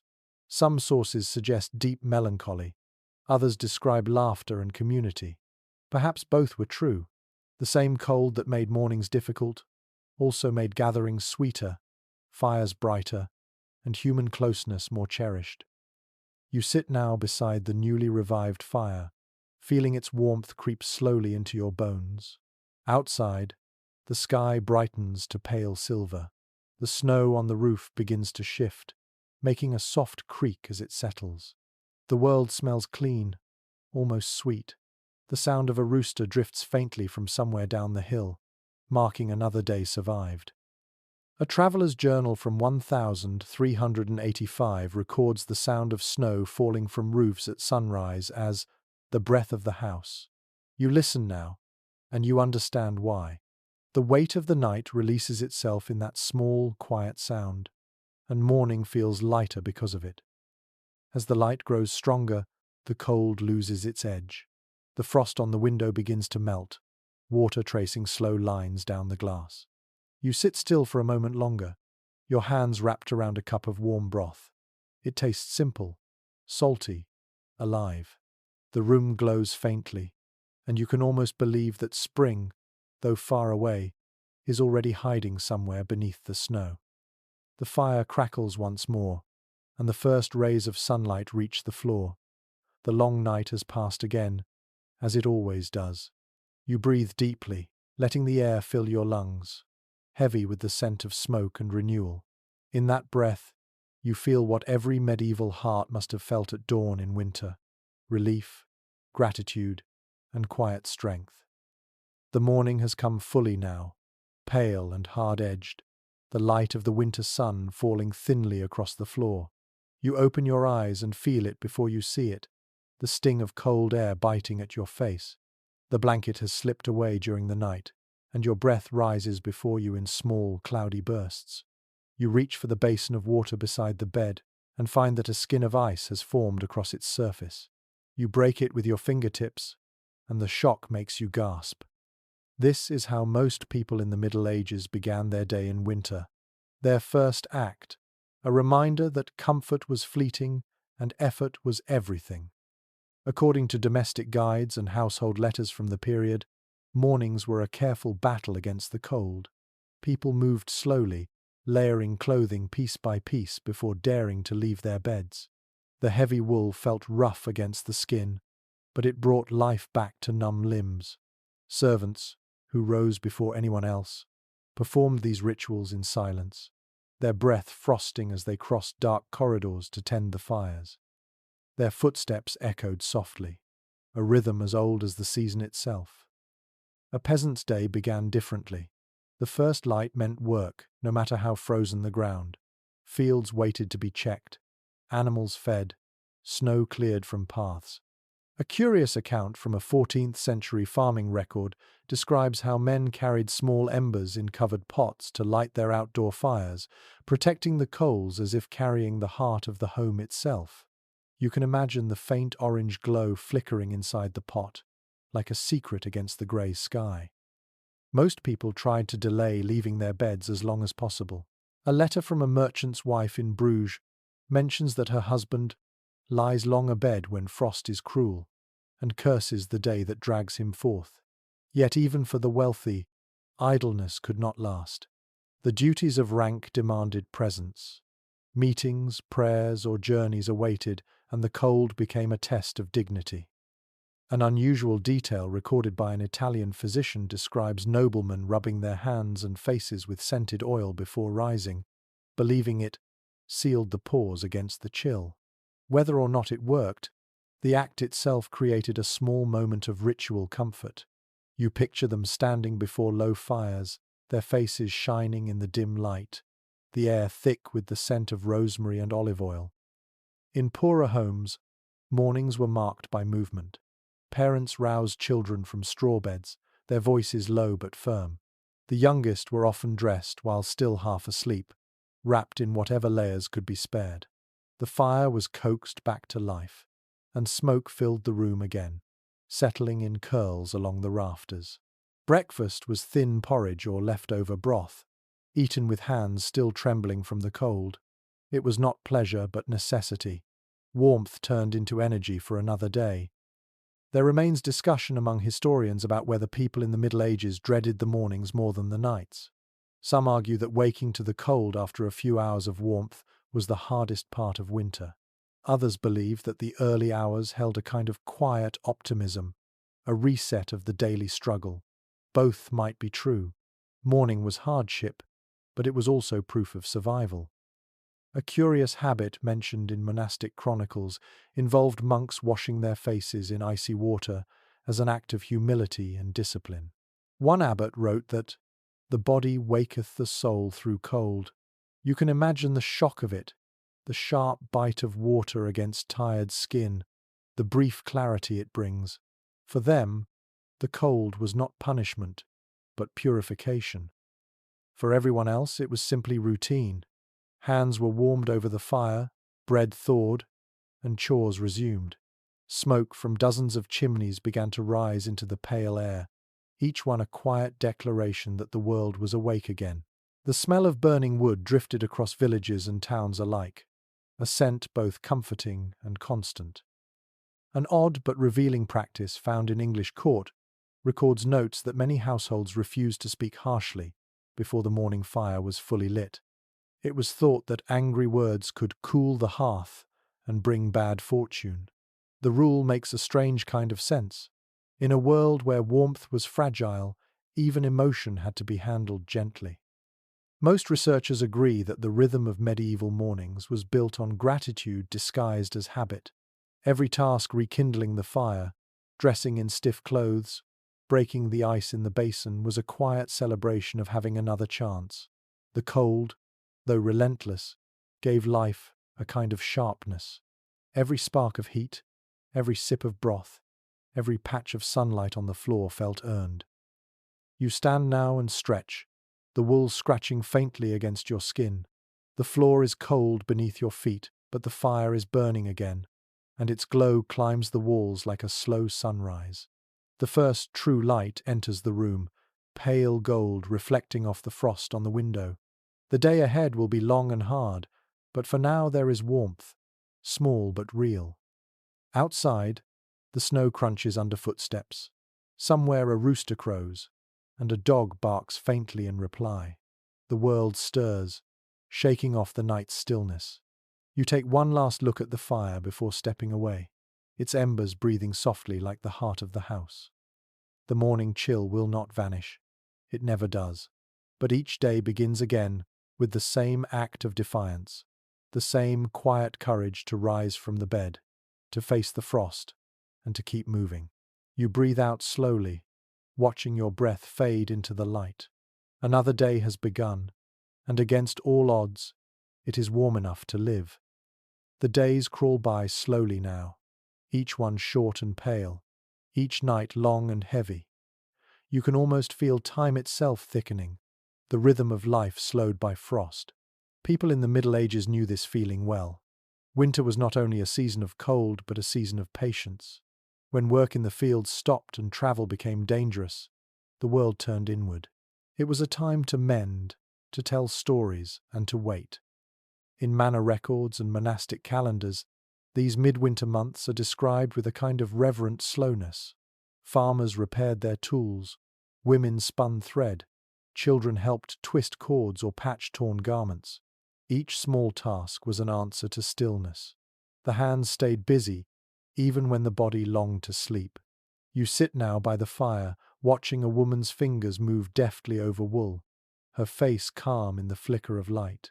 The air smells faintly of smoke, oil, and old fabric. According to household guides from the 15th century, spinning and weaving were the most common winter labors. The rhythmic motion of the spindle and wheel filled homes with quiet music, a low humming that soothed the dark hours. The sound of it must have been everywhere, soft, repetitive, endless. It was not only work but meditation, a way to mark time while the world slept outside. An entry from a medieval abbess's journal describes the satisfaction of such rhythm. The wheel turns, and with it, so do my thoughts. She wrote of finding peace in repetition, of letting the cold fade from her mind as thread became cloth. You can almost hear the wheel turning now, steady as a heartbeat. In the homes of peasants, winter chores carried a similar quiet purpose. People mended harnesses, carved handles, and patched roof leaks with tar and straw. Children gathered brushwood for kindling, their laughter echoing faintly in the frozen air.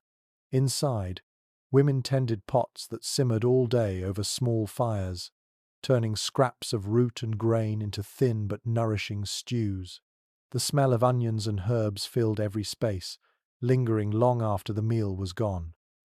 A curious record from a French household mentions making candles in midwinter when daylight was shortest.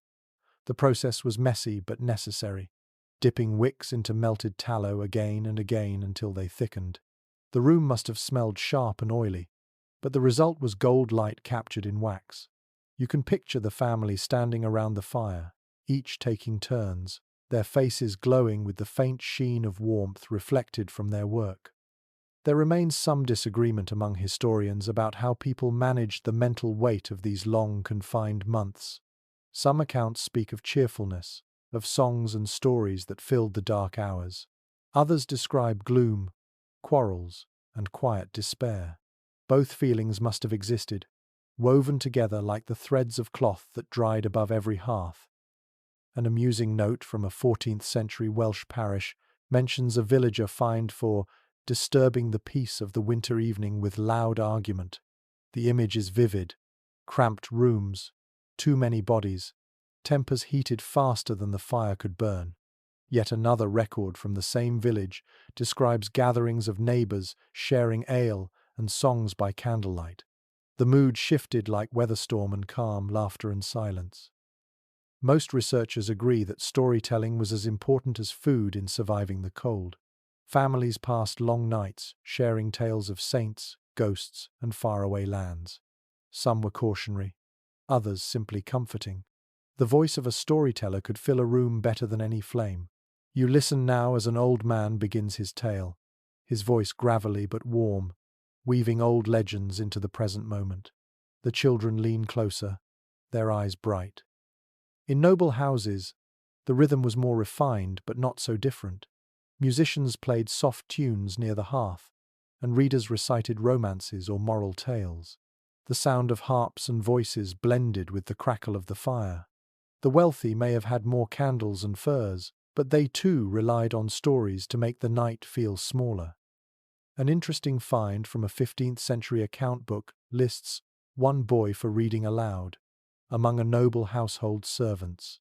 His task was simple: to read softly through the evening while others embroidered, wrote letters, or simply listened. The human voice was the warmth that touched everyone equally. In monasteries, winter evenings were filled with quiet work, copying texts, binding pages, preparing ink. A monk's note in the margin of an old manuscript reads, "It is too cold to write. My fingers are stiff as sticks." Yet he continued, line after line, word after word, the act itself a prayer. The faint scratch of quills echoed through halls heavy with silence.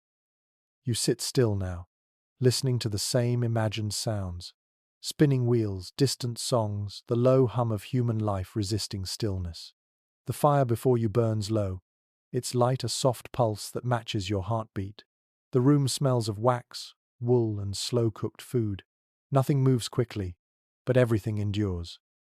Outside, frost glitters on branches like fine dust. The moonlight spreads pale and wide, touching every rooftop, every road. Inside, time stretches gently. You feel yourself slipping into that same rhythm of waiting, of quiet work and slow hope. It is not boredom, but peace, a steady breath against the endless cold. You look at the faces around you, half lit by fire, and realize what kept people alive through centuries of winters. Not strength alone, but rhythm. Not grandeur, but patience. The wheel turns, the story continues, and the world, no matter how cold, keeps moving forward. The wind outside has softened, but the chill remains. You rise slowly and step toward the window, where dawn paints a thin line of gold across the horizon. The world is still locked in frost, yet something feels different. The air smells faintly of damp earth rather than pure ice. Somewhere beneath the surface, the first signs of spring are beginning to stir. You can almost sense it, quiet but real. For people in the Middle Ages, this subtle change was cause for cautious hope. The hardest part of winter came not at its beginning but near its end, when supplies were nearly gone and strength was fading. This time was often called the hunger gap, the cold stretch between stored harvests and the first green shoots. Records from parish accounts and manorial rolls speak of dwindling grain stores, spoiled meat, and desperate foraging. Yet they also speak of endurance, of families holding out for the first thaw. You sit by the hearth, now reduced to a few glowing coals. The air inside the room feels lighter. The routine continues as always, stirring embers, adding wood, waiting for the slow build of warmth. A woman near you hums softly as she checks the last of her flour. The sound is almost like a prayer, a melody to keep hope steady. A chronicle from a 15th century English village describes this season as the cold of the stomach and the trembling of the bones. It tells of people boiling whatever they could find, nettles, leeks, or roots left from autumn. Yet it also notes the sudden joy when snow melted enough to reveal new grass. Sheep bleated with life again, and farmers whispered that the earth was waking. You imagine that moment now, the first drops of meltwater sliding down from the roof, the faint sound of dripping marking the slow return of life. Archaeological evidence from rural sites reveals storage pits dug deep into the ground, lined with straw to preserve food through the cold months. By late winter, these were nearly empty. Dried beans and salted fish might remain, but nothing fresh. Still, people found ways to stretch what they had, sharing within communities or bartering for what little others could spare. These acts of cooperation, quiet and unrecorded, carried as much weight as any grand feast. A curious detail from a monastery's kitchen log mentions the careful rationing of beer during these months. It reads, 2 cups daily, that the brothers may labour still. The liquid nourished more than the body. It lifted the spirit. In many homes, even children drank weak ale to stay strong. The familiar taste of grain and yeast must have been a comfort, a reminder of harvests past and harvests yet to come. There is still disagreement among historians about how severe these late winter hardships truly were. Some argue that famine was rare, except in times of crop failure or war. Others point to repeated entries in tax and tithe records describing hunger so common it needed no special mention. The truth perhaps lies in the space between. Survival was possible, but it was never easy. A touching passage from a Breton priest's diary captures the emotional rhythm of this season. He wrote, "The snow fades and the heart grows lighter, though the bowl is not yet full." Those words carry centuries of truth. Even with hunger, the sight of thawing ground was enough to make people believe again in the turning of the world. In noble houses, the season was gentler but still lean. The lavish stores of autumn had dwindled, and even rich kitchens turned to salted meats, dried fruits, and thick stews made to last. One steward's account lists a delivery of green herbs from the south, likely imported at great cost. The arrival of those small green leaves must have felt like a miracle amid the greyness. In monasteries, gardens began to stir early. Monks sheltered seedlings beneath straw or glass to coax life back into the soil. A chronicler from Westminster Abbey wrote that, "To see the first sprigs of parsley is to remember that God keeps time." You smile at the simplicity of that faith, the belief that growth itself was proof of grace. Most researchers agree that this late stage of winter shaped medieval resilience more than any other. People learned to wait, to measure days by change rather than abundance. The first birds returning from migration, the sound of water trickling through frozen ditches, even the sight of smoke rising thinner as wood burned cleaner, all of it meant renewal. A strange but endearing custom in parts of rural Germany involved hanging small wreaths of green ivy inside homes at the first thaw. Families called it the promise branch. It was left above the hearth until real leaves appeared outside. You can picture the moment. A mother hanging the small wreath, her children watching with tired eyes, the faint scent of sap filling the air. You step outside now, feeling the ground beneath your boots soften slightly. The snow still lies thick in places, but the edges have turned to slush. The wind carries a gentler sound, a whisper of water moving under ice. The cold still stings, but it feels less cruel, less endless. You look toward the horizon, where a thin mist rises from the fields. The light grows stronger, turning the world silver and then gold. For a moment, you think of all the winters before this one, all the people who waited through them, their hunger, their patience, their quiet faith in warmth's return. The fire inside the cottage begins to smoke again, its scent mingling with the faint smell of thawing soil. You breathe deeply, feeling both the chill and the promise in the air. The hardest part is nearly over. The earth is turning again, and with it every soul that has endured the long sleep of winter.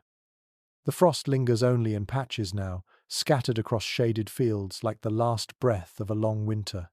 The mornings still bite, but the light has changed. It falls softer through the windows, golden instead of grey. The air carries a scent you have almost forgotten: wet soil, wood smoke, and the faint sweetness of thawing grass. You step outside, and for the first time in months, you hear birds. Their song feels fragile, hesitant, as if the world itself is relearning how to speak. In the Middle Ages, this shift was more than a change of weather. It was a spiritual moment, a turning point marked by both gratitude and caution. People welcomed warmth as a gift, but knew it came with risk. The thaw brought mud, sickness, and flooding, yet also life. Records from village accounts describe both joy and labour beginning again. The spade is lifted, and the frost forgets its name, one farmer wrote. You can almost see him smiling, breathless from work yet alive in the returning Sunday. Inside the homes that survived the season, the air feels lighter. Blankets are aired outside, straw replaced, windows cracked open to let in what people called the good wind. The first true warmth, smells of smoke, sweat, and renewal. A woman shakes her bedding in the yard, the fabric snapping in the wind. The cold has not vanished, but it has lost its power. According to parish calendars, these weeks were filled with ritual cleaning, ashes swept from hearths, floors scrubbed, and walls wiped down to chase away the damp. It was both hygiene and prayer, a physical way of marking the end of hardship. In monastic life, this time aligned with Lent, a season of fasting and reflection that mirrored the natural return to simplicity. For peasants and nobles alike, it felt as though both body and earth were waking together. A curious entry in a 15th century English household guide recommends that, on the first warm day, open all windows and let the air strike through the house, that the spirits of the cold may flee. You picture the rush of wind through narrow halls, the flutter of curtains, and the deep breath that followed. Even if the idea of spirits was symbolic, the gesture carried meaning. Fresh air meant hope. There is still some disagreement among historians about how quickly people shifted from winter habits to spring routines. Some evidence suggests that the poorest had no real pause, their work never stopped, only changed shape. Others argue that late winter and early spring were marked by restlessness, a kind of physical and spiritual stirring. Everyone, regardless of class, felt the same impatience for warmth. A delightful but odd folk custom from southern France described villagers lighting small fires in their fields at dusk to call the sun closer. The smoke rising into the fading light must have looked like hundreds of candles offered to the sky. These rituals were ancient and deeply human expressions of gratitude, longing, and relief all at once. For the wealthy, this time meant movement. Kings and nobles began traveling again, inspecting lands or hosting feasts to celebrate the thaw. A steward's letter from Burgundy records the return of hawking, hunting, and long rides through woods still pale with frost. "The air is sharp but kind," he wrote, "and the horses breathe steam like spirits returning." You can imagine the energy in those outings, the laughter echoing through forests that had slept for months. In villages, the first market of spring was cause for celebration. Fresh eggs, early greens, and milk returned to the stalls. The sound of chatter and trade filled the air again. One chronicler described the scene as the earth smiling through mud. Farmers brought their animals from barns to graze, children splashed in thawed streams, and everyone spoke of planting. An odd note in a German farming manual advises patience. Do not sow before the frost has kissed you twice. It warned that false springs could trick the unwary. The advice feels timeless, a reminder that nature always keeps its own schedule. Even as people rejoiced, they watched the sky carefully, ready for one last surprise of cold. Most researchers agree that the transition from winter to spring shaped medieval gratitude more than any sermon or festival. It was not abundance that moved them, but change itself. To see life return after months of silence was proof that endurance mattered. A chronicler from a small priory in Flanders captured it perfectly. After the cold, all things taste of mercy. You walk now through a meadow where snow once lay thick. The ground is soft beneath your boots, and water trickles through small rivulets, bright as glass. The wind carries the scent of wood, smoke, and earth. Somewhere behind you, a bell rings faintly, marking the hour. It feels less like time passing, and more like the world exhaling. Inside the nearest cottage, the family sits by a smaller fire than before. The room is bright now, filled with morning light. The walls are no longer sweating with damp, and the air smells of bread baking. A child laughs, chasing a cat across the floor. These sounds, ordinary and small, carry the weight of miracles. The mother opens the door to shake the last of the ashes from the hearth. The smoke drifts upward and disappears into the clean air. She pauses, looks toward the sky, and smiles faintly. Her hands are cracked, her back bent, but her eyes hold the simple triumph of survival. You breathe in deeply, feeling the crispness of early spring fill your chest. The warmth is still gentle, easily lost, but it is there. The long, cold nights that shaped every dream are beginning to fade, replaced by something fragile yet unstoppable. You realize that this is how it always ends, not with sudden light, but with small, steady changes that no one can deny. The fire inside the cottage burns low, a soft echo of all the flames that carried humanity through centuries of winter. The air hums quietly, alive again. You close your eyes and feel the earth turning beneath you, slow and certain, carrying warmth back into the world one breath at a time. The air tonight feels different from all the nights before. It is softer, gentler, touched with the faintest promise of warmth. The snow has melted from the rooftops, leaving them dark and shining in the moonlight. Somewhere in the distance, a stream gurgles where ice once ruled. You sit beside a quiet fire, smaller now but steady, its light flickering across the walls like the heartbeat of the house. The season of endurance is ending. For people of the Middle Ages, this moment marked the renewal of faith and life itself. They had lived through the longest nights, and now the world was beginning to breathe again. Chroniclers called this time the breaking of the frost. It meant more than a change in temperature, it meant survival. Villages that had grown silent during winter filled again with movement and sound. Carts rolled over muddy roads, fields filled with laughter, and the smoke that rose from chimneys smelled less of desperation and more of life returning to its ordinary rhythm. Inside every home, the old winter routines slowly unwound. Furs were cleaned and stored, blankets shaken and hung in the Sunday. Windows were thrown open to let the stale air flee, and for the first time in months, warmth entered without effort. You can imagine a mother watching her children chase each other outside, smiling to herself as sunlight spills into the room. For her, spring is not an idea. It is proof that the cold can be conquered with patience. According to church calendars, this transition was marked by holy days that blended prayer with celebration. Candlemas, Lent, and eventually Easter all drew meaning from the same truth, the return of light.